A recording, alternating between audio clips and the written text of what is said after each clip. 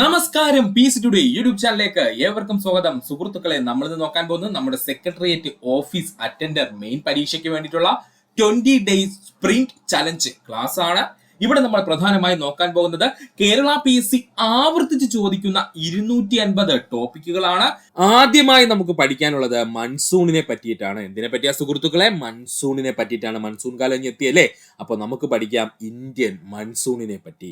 ശക്തമായ മഴയ്ക്കു കാരണമായ കാലിയവാതമാണ് മൺസൂൺ കാറ്റുകൾ. മറക്കരുത്, ശക്തമായ മഴയ്ക്ക് കാരണമായിട്ടുള്ള കാലിയവാതമാണ് മൺസൂൺ കാറ്റുകൾ. അപ്പോൾ മൺസൂൺ എന്ന് പറഞ്ഞു കഴിഞ്ഞാൽ ഒരു കാറ്റാണ്. PSC ഇങ്ങനെ തന്നെ ചോദിച്ചിട്ടുണ്ടേ, താഴെ പറയുന്നവയിൽ മൺസൂൺ എന്ന് പറയുന്നത് എന്താണ് എന്ന് ചോദിച്ചിട്ടുണ്ട്. ഉത്തരം കാറ്റുകളാണ്. മൺസൂൺ എന്ന് പറയുന്നത് മഴയല്ല. ശ്രദ്ധിക്കുക, മൺസൂൺ ഒരു കാറ്റാണ്. ആ മൺസൂൺ മൂലം ഉണ്ടാകുന്ന മഴയെ നമ്മൾ വിളിക്കുന്നത് മൺസൂൺ മഴ എന്നേ ഉള്ളൂ കേട്ടോ സുഹൃത്തുക്കളെ. മൺസൂൺ കാറ്റ് മൂലം ഉണ്ടാകുന്ന മഴയെ നമ്മൾ മൺസൂൺ മഴ എന്ന് പറയുന്നതേ ഉള്ളൂ. സത്യത്തിൽ മൺസൂൺ എന്താണ്? ഒരു കാറ്റാണ്. ഇന്ത്യയുടെ മഴക്കാലം അറിയപ്പെടുന്ന പേരാണ് മൺസൂൺ. ഇന്ത്യയിലെ മഴക്കാലം അറിയപ്പെടുന്ന പേരാണ് മൺസൂൺ. കാരണം എന്താ? മൺസൂൺ കാറ്റുകളാണ് മൺസൂൺ മഴയ്ക്ക് കാരണം. മൗസിം എന്ന അറബി വാക്കിൽ നിന്നാണ് മൺസൂൺ എന്ന പദം രൂപപ്പെട്ടത്. പഠിക്കുക, മൗസിം എന്ന അറബി വാക്കിൽ നിന്നാണ് മൺസൂൺ എന്ന പദം രൂപപ്പെട്ടത്. മൗസിം എന്ന വാക്കിന്റെ അർത്ഥം ഋതുക്കൾ എന്നാണ്. മൗസിം എന്ന വാക്കിന്റെ അർത്ഥം എന്താണ്? ഋതുക്കൾ എന്നാണ്. ലോകത്തിൽ പ്രധാനമായും 4 തരത്തിൽ മൺസൂൺ അനുഭവപ്പെടുന്നു. പഠിക്കുക, ലോകത്തിൽ പ്രധാനമായിട്ടും 4 തരത്തിലുള്ള മൺസൂൺ ആണ് അനുഭവപ്പെടുന്നത്. അവ ഏതൊക്കെയാണെന്ന് നോക്കാം. Asian Australian monsoon, north American monsoon, south American monsoon, west African monsoon. ഇങ്ങനെ 4 തരത്തിലുള്ള മൺസൂൺ ആണ് നമ്മുടെ വേൾഡിൽ അല്ലെങ്കിൽ ലോകത്ത് അനുഭവപ്പെടുന്നത്. ഒന്നുകൂടി പറയാം സുഹൃത്തുക്കളെ, ശ്രദ്ധിച്ചിരിക്കുക. എന്താണ് ഇന്ത്യൻ മൺസൂൺ എന്ന് ചോദിച്ചു കഴിഞ്ഞാല് ശക്തമായ മഴയ്ക്ക് കാരണമായ കാലിയവാതമാണ് മൺസൂൺ കാറ്റുകൾ എന്ന് പറയുന്നത്. അപ്പോൾ മൺസൂൺ ഒരു കാറ്റാണെന്ന് പഠിക്കുക. അതും ഏത് തരത്തിലുള്ള കാറ്റാ സുഹൃത്തുക്കളെ? കാലിയവാതമാണ് മൺസൂൺ. ഇന്ത്യയിലെ മഴക്കാലം അറിയപ്പെടുന്ന പേരാണ് മൺസൂൺ എന്നുള്ളത്. മൗസിം എന്ന അറബി വാക്കിൽ നിന്നാണ് മൺസൂൺ എന്ന പദം രൂപപ്പെട്ടത്. മൗസിം എന്ന വാക്കിന്റെ അർത്ഥം ഋതുക്കൾ എന്നാണ്. ലോകത്തിൽ പ്രധാനമായും 4 തരത്തിലുള്ള മൺസൂൺ അനുഭവപ്പെടുന്നു. Asian Australian monsoon, north American monsoon, south American monsoon, west African monsoon. പഠിക്കുക. ഇനി നമുക്ക് നോക്കാനുള്ളത് ഇന്ത്യൻ മൺസൂണിന്റെ പ്രത്യേകതകളാണ്. ഇന്ത്യയിൽ മൺസൂൺ 2 രീതിയിൽ അനുഭവപ്പെടുന്നു. ഇന്ത്യയിൽ മൺസൂൺ 2 രീതിയിലാണ് അനുഭവപ്പെടുന്നത്. ഏതൊക്കെ രീതിയിലാ സുഹൃത്തുക്കളെ? തെക്കു പടിഞ്ഞാറൻ മൺസൂണും വടക്കു കിഴക്കൻ മൺസൂണും. 2 രീതിയിലുള്ള മൺസൂണാണ് നമ്മുടെ ഇന്ത്യയിൽ അനുഭവപ്പെടുന്നത്. അത് ഏതൊക്കെയാണെന്ന് ചോദിച്ചാല് തെക്കു പടിഞ്ഞാറൻ മൺസൂണും അതുപോലെ വടക്കു കിഴക്കൻ മൺസൂണുമാണ്. നമുക്ക് ആദ്യം പഠിക്കാനുള്ളതും PSC ഏറ്റവും കൂടുതൽ ചോദിക്കുന്നതും തെക്കു പടിഞ്ഞാറൻ മൺസൂണിനെ പറ്റിയാണ്. അതുകൊണ്ട് അതിന് ഇമ്പോർട്ടൻസ് കൊടുത്ത് സുഹൃത്തുക്കൾ പഠിക്കാൻ ശ്രമിക്കുക. തെക്കു പടിഞ്ഞാറൻ മൺസൂൺ. ഇന്ത്യയുടെ പരമാവധി പ്രദേശങ്ങളിലും മഴയെത്തിക്കുന്ന കാറ്റുകൾ തെക്കു പടിഞ്ഞാറൻ മൺസൂൺ ആണ്. ഇന്ത്യയിലെ പരമാവധി പ്രദേശങ്ങളിലും മഴയെത്തിക്കുന്ന കാറ്റുകൾ ആരാണ്? തെക്കു പടിഞ്ഞാറൻ മൺസൂൺ കാറ്റുകളാണ്. ഇന്ത്യയിൽ വേനൽ മഴയെന്നും ഇന്ത്യയുടെ മഴക്കാലം എന്നും അറിയപ്പെടുന്നത് തെക്കു പടിഞ്ഞാറൻ മൺസൂൺ ആണ്. ഇന്ത്യയിലെ വേനൽ മഴയെന്നും ഇന്ത്യയുടെ മഴക്കാലം എന്നും അറിയപ്പെടുന്നത് തെക്കു പടിഞ്ഞാറൻ മൺസൂൺ ആണ്. ഇന്ത്യയുടെ വേനൽ മഴ ഏതെന്ന് ഇപ്പോഴങ്ങോട്ട് ചോദിച്ചല്ലേ സുഹൃത്തുക്കളെ LGS എക്സാമിന്. അതുകൊണ്ട് ഇമ്പോർട്ടൻസ് കൊടുത്ത് പഠിക്കുക. ഇന്ത്യയുടെ വേനൽ മഴയെന്നും ഇന്ത്യയുടെ മഴക്കാലം എന്നും അറിയപ്പെടുന്നത് തെക്കു പടിഞ്ഞാറൻ മൺസൂൺ ആണ്. ഇന്ത്യയിൽ ലഭിക്കുന്ന മൊത്തം മഴയുടെ 80 മുതൽ 90% വരെ തെക്കു പടിഞ്ഞാറൻ മൺസൂണിലൂടെയാണ് ലഭിക്കുന്നത്. ഇന്ത്യയിൽ ലഭിക്കുന്ന മൊത്തം മഴയുടെ 80 മുതൽ 90% വരെയും തെക്കു പടിഞ്ഞാറൻ മൺസൂണിലൂടെയാണ് ലഭിക്കുന്നത്. ജൂൺ സെപ്റ്റംബർ മാസങ്ങളിൽ തെക്കു പടിഞ്ഞാറൻ മൺസൂൺ ഇന്ത്യയിൽ എത്തുന്നു. അപ്പോൾ തെക്കു പടിഞ്ഞാറൻ മൺസൂൺ ഇന്ത്യയിൽ എത്തുന്ന സമയം എപ്പോഴാണ്? ജൂൺ സെപ്റ്റംബർ മാസങ്ങളിലാണ്. പഠിക്കുക. വേനൽക്കാലത്ത് ടിബറ്റൻ പീഠഭൂമിയിൽ അനുഭവപ്പെടുന്ന കൊടും ചൂടാണ് തെക്കു പടിഞ്ഞാറൻ മൺസൂൺ രൂപീകരണത്തിന് കാരണം. അതും പഠിച്ചോളണേ, ഇമ്പോർട്ടന്റ് ആണ്. വേനൽക്കാലത്ത് ടിബറ്റൻ പീഠഭൂമിയിൽ അനുഭവപ്പെടുന്ന കൊടും ചൂടാണ് തെക്കു പടിഞ്ഞാറൻ മൺസൂണിന്റെ രൂപീകരണത്തിന് കാരണം. ഒന്നുകൂടി പറയാം സുഹൃത്തുക്കളെ, ശ്രദ്ധിക്കുക. ഇന്ത്യയിൽ മൺസൂൺ 2 രീതിയിലാണ് അനുഭവപ്പെടുന്നത്. ഒന്നാമത്തത് തെക്കു പടിഞ്ഞാറൻ മൺസൂണ്, മറ്റൊന്ന് വടക്കു കിഴക്കൻ മൺസൂണ്. ഇതിൽ ഏറ്റവും കൂടുതൽ PSC ചോദിക്കുന്നതും തെക്കു പടിഞ്ഞാറൻ മൺസൂണിനെ പറ്റിയിട്ടാണ്. അപ്പോൾ അതിന് കുറച്ച് ഇമ്പോർട്ടൻസ് കൊടുത്ത് നമ്മൾ പഠിക്കണം.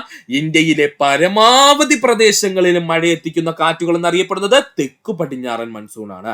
ഇന്ത്യയിൽ വേനൽ മഴ എന്നും ഇന്ത്യയുടെ മഴക്കാലം എന്നും അറിയപ്പെടുന്നത് തെക്കു പടിഞ്ഞാറൻ മൺസൂൺ ആണ്.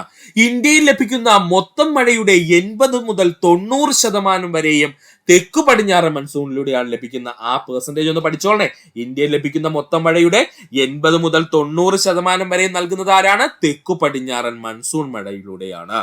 ജൂൺ സെപ്റ്റംബർ മാസങ്ങളിൽ തെക്കു പടിഞ്ഞാറൻ മൺസൂൺ ഇന്ത്യയിൽ എത്തുന്നു. ജൂൺ മാസത്തിലാണ് കേട്ടോ സത്യത്തില് എന്ത് ചെയ്യുന്നു നമ്മുടെ മൺസൂൺ ഇന്ത്യയിൽ എത്തുന്നത്. വേനൽക്കാലത്ത് ടിബറ്റൻ പീഠഭൂമിയിൽ അനുഭവപ്പെടുന്ന കൊടും ചൂടാണ് തെക്കു പടിഞ്ഞാറൻ മൺസൂണിന്റെ രൂപീകരണത്തിന് കാരണം. പഠിക്കുക. ഇന്ത്യൻ മഹാസമുദ്രത്തിൽ രൂപപ്പെടുന്ന തെക്കു പടിഞ്ഞാറൻ മൺസൂൺ പശ്ചിമഘട്ട മലനിരകളുടെ സ്വാധീനത്താൽ രണ്ടായി പിരിയുന്നു. ഇത് PSC ഒരിക്കലും +2 ലെവൽ ചോദിച്ച ചോദ്യമാണ്, അതുകൊണ്ട് പഠിക്കുക. ഇന്ത്യൻ മഹാസമുദ്രത്തിൽ രൂപപ്പെടുന്ന തെക്കു പടിഞ്ഞാറൻ മൺസൂണ് പശ്ചിമഘട്ട മലനിരയുടെ സ്വാധീനത്താൽ രണ്ടായിട്ട് പിരിയുന്നു. തെക്കു പടിഞ്ഞാറൻ മൺസൂണിന്റെ ഒരു ഭാഗം അറബിക്കടലിനെ ലക്ഷ്യമാക്കിയും മറ്റൊരു ഭാഗം ബംഗാൾ ഉൾക്കടലിനെ ലക്ഷ്യമാക്കിയും സഞ്ചരിക്കുന്നു. തെക്കു പടിഞ്ഞാറൻ മൺസൂണിന്റെ ഒരു ഭാഗം അറബിക്കടലിനെ ലക്ഷ്യമാക്കിയും മറ്റൊരു ഭാഗം ബംഗാൾ ഉൾക്കടലിനെ ലക്ഷ്യമാക്കിയും സഞ്ചരിക്കുന്നു. ഇതിൽ ഏറ്റവും ശക്തമായ മഴ നൽകുന്നത് അറബിക്കടൽ ശാഖയാണ്. ഇതിൽ ഏറ്റവും ശക്തമായിട്ട് മഴ നൽകുന്നത് മൺസൂണിന്റെ അറബിക്കടൽ ശാഖയാണ്. അത് PSC ചോദിക്കാൻ സാധ്യതയുണ്ട്. തെക്കു പടിഞ്ഞാറൻ മൺസൂണിൽ ഏറ്റവും കൂടുതൽ മഴ ലഭിക്കുന്നത് ഏത് ശാഖയ്ക്കെന്ന് ചോദിച്ചാൽ അറബിക്കടൽ ശാഖയ്ക്കാണ്. തെക്കു പടിഞ്ഞാറൻ മൺസൂൺ ഇന്ത്യയിൽ ആദ്യമായി എത്തുന്ന സംസ്ഥാനം ചോദിച്ചാൽ അത് കേരളമാണ്. പഠിച്ചോളണേ. തെക്കു പടിഞ്ഞാറൻ മൺസൂണ് ഇന്ത്യയിൽ ആദ്യമായി എത്തുന്ന സംസ്ഥാനം എന്ന് ചോദിച്ചാൽ നമ്മുടെ കൊച്ചു കേരളമാണ്. ഇത് PSCയുടെ പ്രീവിയസ് ക്വസ്റ്റ്യൻ ആണ്, നന്നായിട്ട് പഠിക്കുക. മൺസൂണിന്റെ കവാടം എന്നറിയപ്പെടുന്ന സംസ്ഥാനം കേരളമാണ്. മൺസൂണിന്റെ കവാടം എന്നറിയപ്പെടുന്ന സംസ്ഥാനം ചോദിച്ചു കഴിഞ്ഞാൽ അത് കേരളമാണ്. ഇന്ത്യയിൽ ഏറ്റവും അവസാനമായി തെക്കു പടിഞ്ഞാറൻ മൺസൂൺ എത്തുന്ന സംസ്ഥാനം പഞ്ചാബാണ്. അല്ലെങ്കിൽ ഇന്ത്യയിൽ ഏറ്റവും അവസാനം മൺസൂൺ എത്തുന്ന സംസ്ഥാനം എന്ന് ചോദിച്ചാലും ഉത്തരം ഒന്നേ ഉള്ളൂ, ആര്? പഞ്ചാബ്. ഇന്ത്യയിൽ ഏറ്റവും അവസാനമായിട്ട് തെക്കു പടിഞ്ഞാറൻ മൺസൂൺ എത്തുന്ന സംസ്ഥാനം ചോദിച്ചാൽ പഞ്ചാബ്. അല്ലെങ്കിൽ ഇന്ത്യയിൽ ഏറ്റവും അവസാനമായി മൺസൂൺ എത്തുന്ന സംസ്ഥാനം എന്ന് ചോദിച്ചാലും ഉത്തരം പഞ്ചാബാണ്. പഠിക്കുക.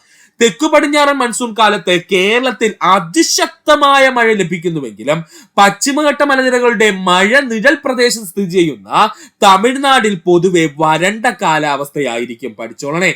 തെക്കു പടിഞ്ഞാറൻ മൺസൂൺ കാലത്ത് കേരളത്തിൽ അതിശക്തമായ മഴ ലഭിക്കുന്നുവെങ്കിലും പശ്ചിമഘട്ട മലനിരയുടെ മഴനിഴൽ പ്രദേശം സ്ഥിതി ചെയ്യുന്ന തമിഴ്നാട് പൊതുവെ വരണ്ട കാലാവസ്ഥയായിരിക്കും. പഠിക്കുക. ഒന്നുകൂടി പറയാൻ സുഹൃത്തുക്കളെ ശ്രദ്ധിക്കുക. ഇന്ത്യൻ മഹാസമുദ്രത്തിൽ രൂപപ്പെടുന്ന തെക്കു പടിഞ്ഞാറൻ മൺസൂൺ പശ്ചിമഘട്ട മലനിരകളുടെ സ്വാധീനത്താൽ രണ്ടായി പിരിയുന്നു. തെക്കു പടിഞ്ഞാറൻ മൺസൂണിന്റെ ഒരു ഭാഗം അറബിക്കടലിനെ ലക്ഷ്യമാക്കിയും മറ്റൊരു ഭാഗം ബംഗാൾ ഉൾക്കടൽ ലക്ഷ്യമാക്കിയും സഞ്ചരിക്കുന്നു. ഇതിൽ ഏറ്റവും ശക്തമായ മഴ നൽകുന്നത് അറബിക്കടൽ ശാഖയാണ്. തെക്കു പടിഞ്ഞാറൻ മൺസൂൺ ഇന്ത്യയിൽ ആദ്യമായി എത്തുന്ന സംസ്ഥാനം നമ്മുടെ കൊച്ചു കേരളമാണ്. മൺസൂണിന്റെ കവാടം എന്നറിയപ്പെടുന്ന സംസ്ഥാനം ചോദിച്ചാലും അപ്പോൾ നമ്മുടെ കേരളമാണ്. ഇന്ത്യയിൽ ഏറ്റവും അവസാനമായി തെക്കു പടിഞ്ഞാറൻ മൺസൂൺ അല്ലെങ്കിൽ മൺസൂൺ എത്തുന്ന സംസ്ഥാനം എന്ന് ചോദിച്ചാൽ അത് പഞ്ചാബാണ്. പശ്ചിമഘട്ട മലനിരകളുടെ മഴനിഴൽ പ്രദേശം സ്ഥിതി ചെയ്യുന്ന തമിഴ്നാട് പൊതുവെ വരണ്ട കാലാവസ്ഥയായിരിക്കും. അടുത്തതായി നമുക്ക് പഠിക്കാനുള്ളതാണ് വടക്കു കിഴക്കൻ മൺസൂൺ. ആരെ പറ്റിയാ പഠിക്കാൻ പോകുന്നത്? വടക്കു കിഴക്കൻ മൺസൂണിനെ പറ്റി. ശീതകാലത്ത് അല്ലെങ്കിൽ തണുപ്പുള്ള കാലത്ത് കേട്ടോ, ശീതകാലത്ത് ഇന്ത്യയുടെ തെക്കു കിഴക്കൻ തീരങ്ങളിൽ ശക്തമായ മഴയ്ക്ക് കാരണമാകുന്ന കാറ്റുകളാണ് വടക്കു കിഴക്കൻ മൺസൂൺ കാറ്റുകൾ. പഠിച്ചോളണേ. ശീതകാലത്ത് ഇന്ത്യയുടെ തെക്കു കിഴക്കു തീരങ്ങളില് ശക്തമായ മഴയ്ക്കു കാരണമാകുന്ന കാറ്റുകളാണ് വടക്കു കിഴക്കൻ മൺസൂൺ കാറ്റുകൾ. ശൈത്യകാലത്ത് ടിബറ്റൻ പീഠഭൂമിയിൽ ഉണ്ടാകുന്ന ശക്തമായ മർദ്ദമാണ് വടക്കു കിഴക്കൻ മൺസൂൺ രൂപപ്പെടുന്നതിന് കാരണം. പഠിച്ചോളണേ. ശൈത്യകാലത്ത് ടിബറ്റൻ പീഠഭൂമിയിൽ ഉണ്ടാകുന്ന ശക്തമായ മർദ്ദമാണ് വടക്കു കിഴക്കൻ മൺസൂൺ രൂപപ്പെടുന്നതിന് കാരണം. വടക്കു കിഴക്കൻ മൺസൂൺ സമയങ്ങളിൽ കാറ്റ് കടലിൽ നിന്നും കരയിലേക്ക് ശക്തമായി വീശുന്നു. പഠിക്കുക. വടക്കു കിഴക്കൻ മൺസൂൺ സമയങ്ങളിൽ കാറ്റ് എങ്ങനെയാണ്? കടലിൽ നിന്നും നേരെ കരയിലേക്ക് ശക്തമായി വീശുന്നു. ഇന്ത്യയുടെ കിഴക്കൻ തീരങ്ങളിൽ സ്ഥിതി ചെയ്യുന്ന സംസ്ഥാനങ്ങൾക്ക് ശക്തമായ മഴയ്ക്ക് കാരണമാകുന്ന കാറ്റുകളാണ് വടക്കു കിഴക്കൻ മൺസൂൺ കാറ്റുകൾ. ഇന്ത്യയുടെ കിഴക്കൻ തീരങ്ങളിൽ സ്ഥിതി ചെയ്യുന്ന സംസ്ഥാനങ്ങളിലെ ശക്തമായ മഴയ്ക്ക് കാരണമാകുന്ന കാറ്റുകളെ എന്ന് ചോദിച്ചാൽ അത് വടക്കു കിഴക്കൻ മൺസൂൺ കാറ്റുകളാണ്. പഠിക്കുക. കൺഫ്യൂഷൻ ഉണ്ടാവരുത്. തമിഴ്നാട് സംസ്ഥാനത്തിൽ ഏറ്റവും കൂടുതൽ മഴ ലഭിക്കുന്നത് വടക്ക് കിഴക്കൻ മൺസൂൺ കാലത്താണ്. പഠിക്കുക. തമിഴ്നാട് സംസ്ഥാനത്തിൽ ഏറ്റവും കൂടുതൽ മഴ ലഭിക്കുന്നത് വടക്ക് കിഴക്കൻ മൺസൂൺ കാലത്താണ്. തമിഴ്നാട് സംസ്ഥാനത്തിന്റെ മൊത്തം മഴയുടെ 48% സംഭാവന ചെയ്യുന്നത് വടക്ക് കിഴക്കൻ മൺസൂൺ ആണ്? ഇങ്ങനെയുള്ള ചോദ്യങ്ങളാണ് ഇപ്പൊ PSC കൂടുതലായിട്ട് ചോദിക്കുന്നത്, പ്രത്യേകിച്ച് സ്റ്റേറ്റ്മെന്റ് ലെവൽ ചോദ്യങ്ങൾക്ക്. അപ്പോൾ പഠിക്കുക, തമിഴ്നാട് സംസ്ഥാനത്തിന്റെ മൊത്തം മഴയുടെ 48% സംഭാവന ചെയ്യുന്നത് വടക്ക് കിഴക്കൻ മൺസൂൺ ആണ്.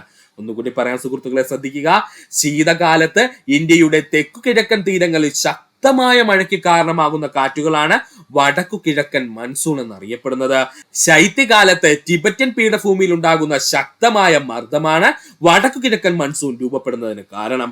വടക്കു കിഴക്കൻ മൺസൂൺ സമയങ്ങളിൽ കാറ്റ് കടലിൽ നിന്നും കരയിലേക്ക് ശക്തമായി വീശുന്നു. പഠിക്കണേ, വടക്കു കിഴക്കൻ മൺസൂൺ സമയങ്ങളിലെ കാറ്റ് എവിടെ നിന്നാണ്? കടലിൽ നിന്ന് കരയിലേക്ക് ശക്തമായി വീശുന്നു. ഇന്ത്യയുടെ കിഴക്കൻ തീരങ്ങളിൽ സ്ഥിതി ചെയ്യുന്ന സംസ്ഥാനങ്ങൾക്ക് ശക്തമായ മഴയ്ക്ക് കാരണമായ കാറ്റുകളാണ് വടക്കു കിഴക്കൻ മൺസൂൺ കാറ്റുകൾ. തമിഴ്നാട് സംസ്ഥാനത്തിൽ ഏറ്റവും കൂടുതൽ മഴ ലഭിക്കുന്നത് വടക്ക് കിഴക്കൻ മൺസൂൺ സമയത്താണ്.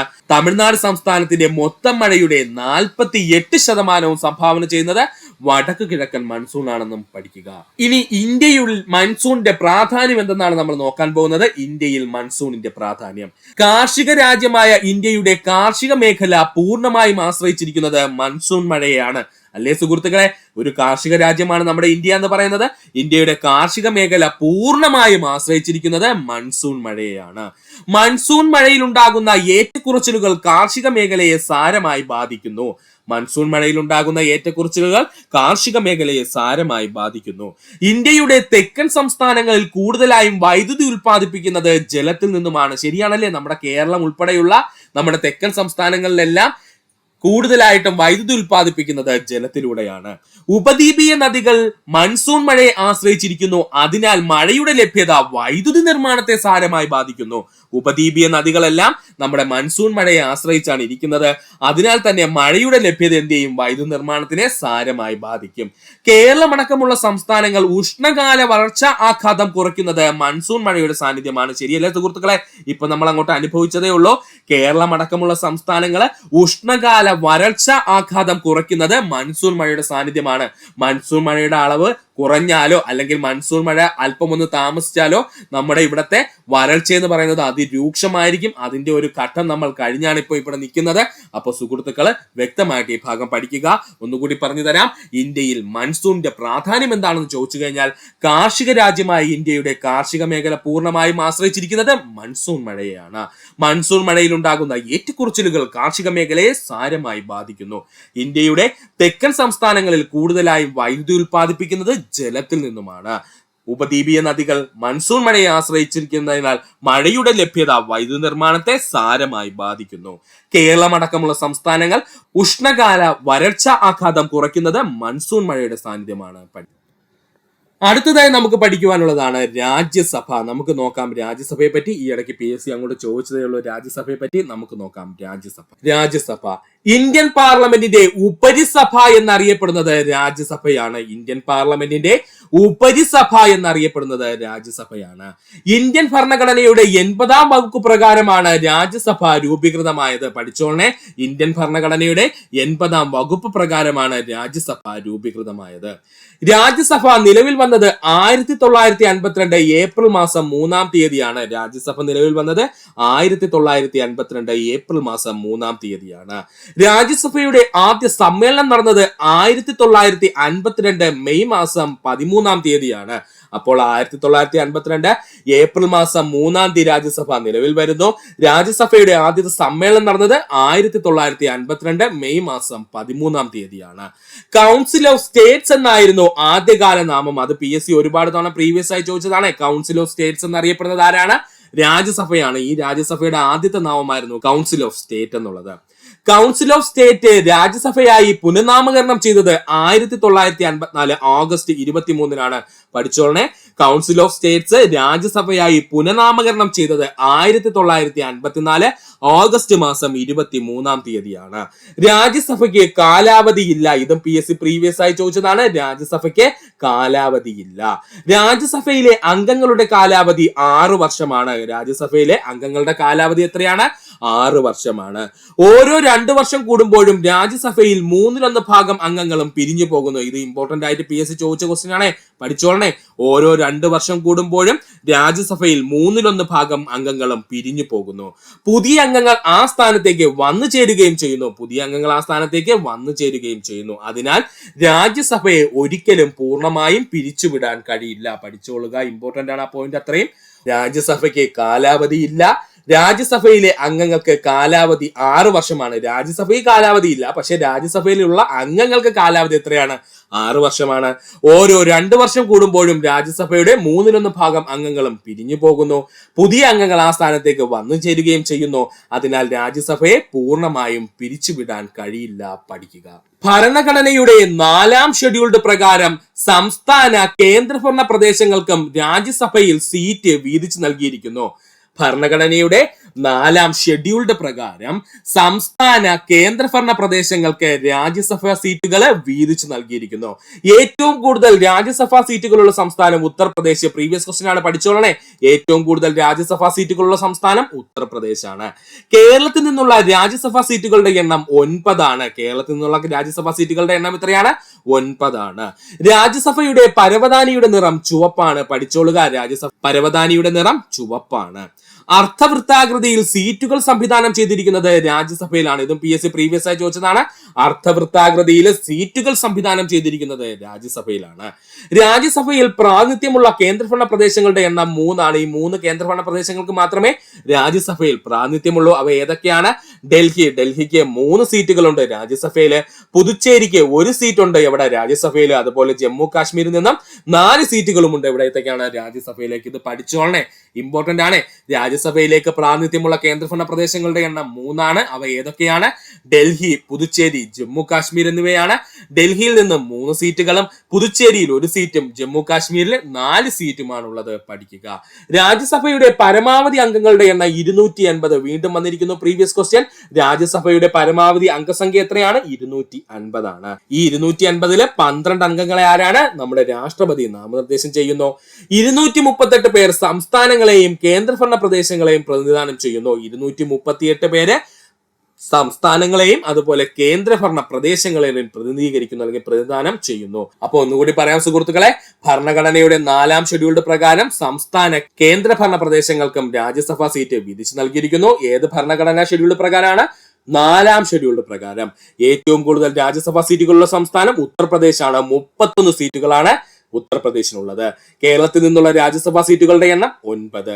രാജ്യസഭയുടെ പരവതാനിയുടെ നിറം ചുവപ്പാണ്. അർദ്ധവൃത്താകൃതിയിലുള്ള സീറ്റുകൾ സംവിധാനം ചെയ്തിരിക്കുന്നത് രാജ്യസഭയിൽ പ്രാതിനിധ്യമുള്ള കേന്ദ്രഭരണ പ്രദേശങ്ങളുടെ എണ്ണം 3 ആണ്. അവ ഏതൊക്കെയാണ്? ഡൽഹി, പുതുച്ചേരി, ജമ്മു കാശ്മീർ എന്നിവയാണ്. ഡൽഹിയിൽ നിന്ന് 3 രാജ്യസഭാ സീറ്റുകളും പുതുച്ചേരിയിൽ നിന്ന് 1 രാജ്യസഭാ സീറ്റും ജമ്മു കാശ്മീരിൽ നിന്ന് 4 രാജ്യസഭാ സീറ്റുകളുമുണ്ട്. രാജ്യസഭയുടെ പരമാവധി അംഗസംഖ്യ 250 ആണ്. 12 അംഗങ്ങളെ രാഷ്ട്രപതി നാമനിർദ്ദേശം ചെയ്യുന്നു. 238 പേര് സംസ്ഥാനങ്ങളെയും കേന്ദ്രഭരണ പ്രദേശങ്ങളെയും പ്രതിനിധീകരിക്കുന്നു. പഠിക്കുക. രാജ്യസഭയുടെ ഇപ്പോഴത്തെ അംഗസംഖ്യ 245 ആണ്. രാജ്യസഭയുടെ ഇപ്പോഴത്തെ അംഗസംഖ്യ എത്രയാണ്? 245 ആണ്. ഇതിൽ 225 അംഗങ്ങൾ സംസ്ഥാനങ്ങളെ പ്രതിനിധീകരിക്കുന്നു. 8 അംഗങ്ങൾ കേന്ദ്രഭരണ പ്രദേശങ്ങളെ പ്രതിനിധീകരിക്കുന്നു. 12 അംഗങ്ങളെ രാഷ്ട്രപതി നാമനിർദ്ദേശം ചെയ്യുന്നു. 12 അംഗങ്ങളെ രാഷ്ട്രപതി എന്ത് ചെയ്തിരിക്കുന്നു? നേരിട്ട് നാമനിർദ്ദേശം ചെയ്തിരിക്കുന്നു. ഇപ്പോഴത്തെ കണക്കാണ് പറയുന്നത്. ശ്രദ്ധിക്കുക, മൊത്തം രാജ്യസഭയുടെ സീറ്റ് 250 ആണ്. അതിൽ ഇപ്പോൾ എത്ര പേരുണ്ട്? 245 പേരുണ്ട്. അതിൽ 225 അംഗങ്ങൾ സംസ്ഥാനങ്ങളിൽ നിന്നും പ്രതിനിധീകരിക്കുന്നു. 8 അംഗങ്ങൾ കേന്ദ്രഭരണ പ്രദേശങ്ങളിൽ നിന്ന് പ്രതിനിധീകരിക്കുന്നു. 12 അംഗങ്ങളെ എന്ത് ചെയ്യുന്നു? രാഷ്ട്രപതി നേരിട്ട് നാമനിർദ്ദേശവും ചെയ്യുന്നു. പഠിക്കുക. രാജ്യസഭയിലേക്ക് 12 പേരെ നാമനിർദ്ദേശം ചെയ്യാനുള്ള അവകാശം രാഷ്ട്രപതിക്കുണ്ടെന്ന് നമ്മൾ ഓൾറെഡി പറഞ്ഞു കഴിഞ്ഞു. രാഷ്ട്രപതി രാജ്യസഭയിലേക്ക് അംഗങ്ങളെ നാമനിർദ്ദേശം ചെയ്യുന്ന രീതി കടമെടുത്തിരിക്കുന്നത് അയർലൻഡിൽ നിന്നുമാണ്. പഠിച്ചോളനെ, രാഷ്ട്രപതി രാജ്യസഭയിലേക്ക് അംഗങ്ങളെ നാമനിർദ്ദേശം ചെയ്യുന്ന രീതി കടമെടുത്തിരിക്കുന്നത് അയർലൻഡിൽ നിന്നുമാണ്. രാജ്യസഭാംഗമാകാനുള്ള കുറഞ്ഞ പ്രായപരിധി 30 വയസ്സാണ്. പഠിക്കുക, രാജ്യസഭാംഗമാകാനുള്ള കുറഞ്ഞ പ്രായപരിധി എത്രയാണ്? 30 വയസ്സാണ്. രാജ്യസഭാ അംഗങ്ങളെ തിരഞ്ഞെടുക്കുന്നത് സംസ്ഥാന നിയമസഭകളിൽ നിന്നും തിരഞ്ഞെടുക്കപ്പെട്ട അംഗങ്ങളാണ്. ഇമ്പോർട്ടന്റ് ആണ്. രാജ്യസഭാ അംഗങ്ങളെ തിരഞ്ഞെടുക്കുന്നത് സംസ്ഥാന നിയമസഭകളിലെ തിരഞ്ഞെടുക്കപ്പെട്ട അംഗങ്ങൾ ചേർന്നാണ്. ഒരു ധനകാര്യ ബില്ല് 14 ദിവസം വരെ കൈവശം വെക്കുവാൻ രാജ്യസഭയ്ക്ക് അവകാശമുണ്ട്. പഠിക്കുക, ഒരു ധനകാര്യ ബില്ല് 14 ദിവസം വരെ കൈവശം വെക്കുവാൻ രാജ്യസഭയ്ക്ക് അവകാശമുണ്ട്. രാജ്യസഭാ നേതാവായ ആദ്യത്തെ വ്യക്തി ഗോപാലസ്വാമി അയ്യങ്കാരാണ്. പ്രീവിയസ് ക്വസ്റ്റ്യൻ ആണ്. പഠിക്കുക, രാജ്യസഭാ നേതാവായ ആദ്യത്തെ വ്യക്തി ആരാണ്? ഗോപാലസ്വാമി അയ്യങ്കാരാണ്. പഠിക്കുക. കല, സാഹിത്യം, ശാസ്ത്രം, സാമൂഹ്യ സേവനം എന്നീ മേഖലകളിൽ പ്രവർത്തിച്ചിരിക്കുന്ന വ്യക്തികൾക്ക് രാഷ്ട്രപതി നാമനിർദ്ദേശം വഴി രാജ്യസഭയിൽ എത്തിച്ചേരാം. അപ്പൊ ചുമ്മാ അങ്ങ് എത്തിച്ചേരാനൊന്നും പറ്റത്തില്ല. രാജ്യസഭയിൽ ഒന്നിൽ അദ്ദേഹത്തിന് കലയുമായി ബന്ധം വേണം, അല്ലെങ്കിൽ സാഹിത്യവുമായി ബന്ധം വേണം, അല്ലെങ്കിൽ ശാസ്ത്രവുമായി ബന്ധം വേണം, അല്ലെങ്കിൽ സാമൂഹ്യ സേവനമുള്ള വ്യക്തിയായിരിക്കണം. ഈ മേഖലയിൽ പ്രവർത്തിച്ചിരിക്കുന്ന വ്യക്തികൾക്ക് രാഷ്ട്രപതി നാമനിർദ്ദേശം വഴി രാജ്യസഭയിൽ എത്തിച്ചേരാം. ഏറ്റവും കൂടുതൽ കാലം രാജ്യസഭാ അംഗമായ നേതാവ് മൻമോഹൻ സിംഗ് ആണ്. പഠിക്കുക, ഏറ്റവും കൂടുതൽ കാലം രാജ്യസഭാ നേതാവായിരുന്ന വ്യക്തി ആരാണ്? മൻമോഹൻ സിംഗ് ആണ്. സഭയിൽ അംഗമല്ലാത്ത ഒരു വ്യക്തി അധ്യക്ഷത വഹിക്കുന്നത് ഏത് സഭയിൽ എന്ന് ചോദിച്ചാൽ അത് രാജ്യസഭയിലാണ്. സഭയിൽ അംഗമല്ലാത്ത ഒരു വ്യക്തി അധ്യക്ഷത വഹിക്കുന്നത് ഏത് സഭയിലാണെന്ന് ചോദിച്ചാൽ അത് രാജ്യസഭയിലാണ്. പഠിക്കുക, ഒന്നുകൂടി പറയാം സുഹൃത്തുക്കളെ, ശ്രദ്ധിക്കുക. കല, സാഹിത്യം, ശാസ്ത്രം, സാമൂഹ്യ സേവനം എന്നീ മേഖലയിൽ പ്രവർത്തിച്ചിരിക്കുന്ന വ്യക്തികൾക്ക് രാഷ്ട്രപതി നാമനിർദ്ദേശം വഴി രാജ്യസഭയിൽ എത്തിച്ചേരാം. ഏറ്റവും കൂടുതൽ കാലം രാജ്യസഭാ അംഗമായിരുന്ന നേതാവ് മൻമോഹൻ സിംഗ് ആണ്. സഭയിൽ അംഗമല്ലാത്ത ഒരു വ്യക്തി അധ്യക്ഷത വഹിക്കുന്നത് ഏത് സഭയിലാണെന്ന് ചോദിച്ചാൽ അത് രാജ്യസഭയിൽ മാത്രമേ പറ്റുള്ളൂ. പഠിക്കുക. അടുത്തതായി നമുക്ക് പഠിക്കാനുള്ളതാണ് കൃഷ്ണ നദിയെ പറ്റി. ആരെ പറ്റിയാണ്? കൃഷ്ണ നദിയെ പറ്റി, അല്ലെങ്കിൽ കൃഷ്ണ റിവർ സിസ്റ്റത്തെ പറ്റിയാണ് നമ്മൾ നോക്കാൻ പോകുന്നത്. ഒത്തിരി ക്വസ്റ്റ്യങ്ങൾ ഈ ഭാഗത്ത് നിന്ന് വരുന്നുണ്ട്, അതുകൊണ്ട് നമുക്ക് പഠിക്കാം കൃഷ്ണ നദി. കിഴക്കോട്ടൊഴുകുന്ന ഉപദ്വീപ നദികളിൽ രണ്ടാമത്തെ ഏറ്റവും വലിയ നദി എന്ന് ചോദിച്ചാൽ അത് കൃഷ്ണ നദിയാണ്. പഠിക്കുക, കിഴക്കോട്ടൊഴുകുന്ന ഉപദ്വീപ നദികളിൽ രണ്ടാമത്തെ ഏറ്റവും വലിയ നദി എന്ന് ചോദിച്ചാൽ അത് കൃഷ്ണ നദിയാണ്. കൃഷ്ണ നദിയുടെ നീളം 1400 കിലോമീറ്റർ ആണ്. 1400 കിലോമീറ്റർ ആണ് കൃഷ്ണ നദിയുടെ നീളം. ഒന്നുകൂടി പറയാം, ശ്രദ്ധിക്കുക സുഹൃത്തുക്കളെ. കിഴക്കോട്ടൊഴുകുന്ന ഉപദ്വീപ നദികളിൽ രണ്ടാമത്തെ ഏറ്റവും വലിയ നദി എന്ന് ചോദിച്ചാൽ അത് കൃഷ്ണ നദിയാണ്. കൃഷ്ണ നദിയുടെ നീളം ചോദിച്ചു കഴിഞ്ഞാൽ 1400 കിലോമീറ്റർ ആണ്. പശ്ചിമഘട്ട മലനിരകളുടെ ഭാഗമായി മഹാരാഷ്ട്രയിൽ സ്ഥിതി ചെയ്യുന്ന മഹാബലേശ്വർ കുന്നുകളിൽ നിന്നാണ് കൃഷ്ണ നദി ഉത്ഭവിക്കുന്നത്. പശ്ചിമഘട്ട മലനിരകളുടെ ഭാഗമായിട്ട് മഹാരാഷ്ട്രയിൽ സ്ഥിതി ചെയ്യുന്ന മഹാബലേശ്വർ കുന്നുകളിൽ നിന്നാണ് കൃഷ്ണ നദി ഉത്ഭവിക്കുന്നത്. കൃഷ്ണ നദി ഒഴുകുന്ന ഇന്ത്യൻ സംസ്ഥാനങ്ങൾ ആന്ധ്രാപ്രദേശ്, മഹാരാഷ്ട്ര, കർണാടക. പഠിച്ചോളനെ, ഇമ്പോർട്ടന്റ് ആണ്. ഇപ്പൊ അങ്ങോട്ട് ചോദിച്ചതേ ഉള്ളൂ. കൃഷ്ണ നദി ഒഴുകുന്ന ഇന്ത്യൻ സംസ്ഥാനങ്ങൾ ചോദിച്ചാൽ ആന്ധ്രാപ്രദേശ്, മഹാരാഷ്ട്ര, കർണാടക. കൃഷ്ണ നദിയുടെ പതനസ്ഥാനം ബംഗാൾ ഉൾക്കടലാണ്. കൃഷ്ണ നദിയുടെ പതനസ്ഥാനം ബംഗാൾ ഉൾക്കടലാണ്. കൃഷ്ണ നദിയുടെ വൃഷ്ടിപ്രദേശത്തിന്റെ 75% കാർഷിക ഭൂമിയാണ്. കൃഷ്ണ നദിയുടെ വൃഷ്ടിപ്രദേശത്തിന്റെ 75% കാർഷിക ഭൂമിയാണ്. 120 കിലോമീറ്ററോളം നീളത്തിൽ ഡെൽറ്റ രൂപീകരിക്കുന്ന നദിയാണ് കൃഷ്ണ നദി. ഈ ഡെൽറ്റ ഗോദാവരി ഡെൽറ്റയുമായി കൂടിച്ചേർന്ന് കാണപ്പെടുന്നു. ഇമ്പോർട്ടന്റ് പോയിന്റ് ആണ് പറഞ്ഞത്, പഠിക്കുക. ഇങ്ങനെയൊക്കെ സ്റ്റേറ്റ്മെന്റ് ലെവൽ ചോദിച്ചാൽ നമുക്ക് കൺഫ്യൂഷൻ ഉണ്ടാവും, അതുകൊണ്ട് വ്യക്തമായിട്ട് ഈ പോയിന്റ് പഠിക്കുക. 120 കിലോമീറ്ററോളം നീളത്തിലാണ് ആര് ഡെൽറ്റ രൂപീകരിക്കുന്നത്? നമ്മുടെ കൃഷ്ണ നദി ഡെൽറ്റ രൂപീകരിക്കുന്നത്. ഈ ഡെൽറ്റ ഗോദാവരി ഡെൽറ്റയുമായിട്ട് കൂടിച്ചേർന്ന് കാണപ്പെടുന്നു. ഏകദേശം 35 കിലോമീറ്ററോളം ഗോദാവരി ഡെൽറ്റയും അതുപോലെ തന്നെ നമ്മുടെ കൃഷ്ണ ഡെൽറ്റയും കൂടെ ചേർന്നാണ് കാണപ്പെടുന്നത്. കേട്ടോ സുഹൃത്തുക്കളെ, അത്രയും ഡീപ്പായിട്ട് പോണ്ട, അതൊക്കെ ഡിഗ്രി ലെവലിൽ പഠിക്കാനുള്ളതാണ്. എന്നാലും ഒന്ന് ഓർത്തിരുന്നാൽ മാത്രം മതി. 120 കിലോമീറ്ററോളം നീളത്തിൽ ഡെൽറ്റ രൂപീകരിക്കുന്ന നദിയാണ് കൃഷ്ണ നദി. ഈ ഡെൽറ്റ ഗോദാവരി ഡെൽറ്റയുമായി ചേർന്ന് കാണപ്പെടുന്നു. അപ്പൊ ഒന്നുകൂടി പറയാൻ സുഹൃത്തുക്കളെ, ശ്രദ്ധിക്കുക. കിഴക്കോട്ടൊഴുകുന്ന ഉപദ്വീപ നദികളിൽ രണ്ടാമത്തെ ഏറ്റവും വലിയ നദി എന്ന് ചോദിച്ചാൽ അത് കൃഷ്ണ നദിയാണ്. കൃഷ്ണ നദിയുടെ നീളം 1400 കിലോമീറ്റർ ആണ്.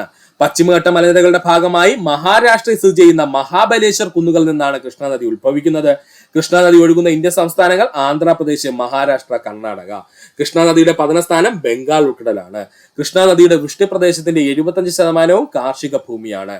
120 കിലോമീറ്ററോളം നീളത്തിൽ ഡെൽറ്റ രൂപീകരിക്കുന്ന നദിയാണ് കൃഷ്ണ നദി. ഈ ഡെൽറ്റ ഗോദാവരി ഡെൽറ്റയുമായി കൂടിച്ചേർന്ന് കാണപ്പെടുന്നു. പഠിക്കുക. കൃഷ്ണ നദീതടത്തിലെ ഡെൽറ്റ മേഖലകളിൽ വെള്ളപ്പൊക്ക സാധ്യത രൂക്ഷമാണ്. അതും പഠിക്കുക. കൃഷ്ണ നദിയുടെ ഡെൽറ്റ മേഖലകളിൽ വെള്ളപ്പൊക്ക സാധ്യത രൂക്ഷമാണ്. ഇനി നമ്മൾ കൃഷ്ണ നദിയുടെ പ്രധാനപ്പെട്ട പോഷക നദികളാണ് പഠിക്കാൻ പോകുന്നത്. നമുക്ക് നോക്കാം കൃഷ്ണ നദിയുടെ പ്രധാനപ്പെട്ട പോഷക നദികൾ. തുംഗഭദ്ര, ഘടപ്രഭ, നാഗാർജുന സാഗർ, മാലപ്രഭ, ഭീമ, ഭദ്ര. ഇതിൽ മാലപ്രഭയും അതുപോലെ ഭീമയും തുംഗഭദ്രയും നന്നായിട്ട് പഠിക്കുക. ഇത് മൂന്നും PSCയുടെ പ്രീവിയസ് ക്വസ്റ്റ്യൻസ് ആണ്. അതുകൊണ്ട് നന്നായിട്ട് സുഹൃത്തുക്കളെ ഈ മൂന്നെണ്ണം പ്രധാനമായിട്ടും എടുത്തു തന്നെ പഠിക്കുക. കൃഷ്ണ നദിയുടെ പ്രധാന പോഷക നദികൾ ആരൊക്കെയാണ്? തുംഗഭദ്ര, ഘടപ്രഭ, നാഗാർജുന സാഗർ, മാലപ്രഭ, ഭീമ, ഭദ്ര. ഇതിൽ ഭീമയും മാലപ്രഭയും തുംഗഭദ്രയും PSC പ്രീവിയസ് ആയി ചോദിച്ചുള്ളതാണ്, പഠിക്കുക.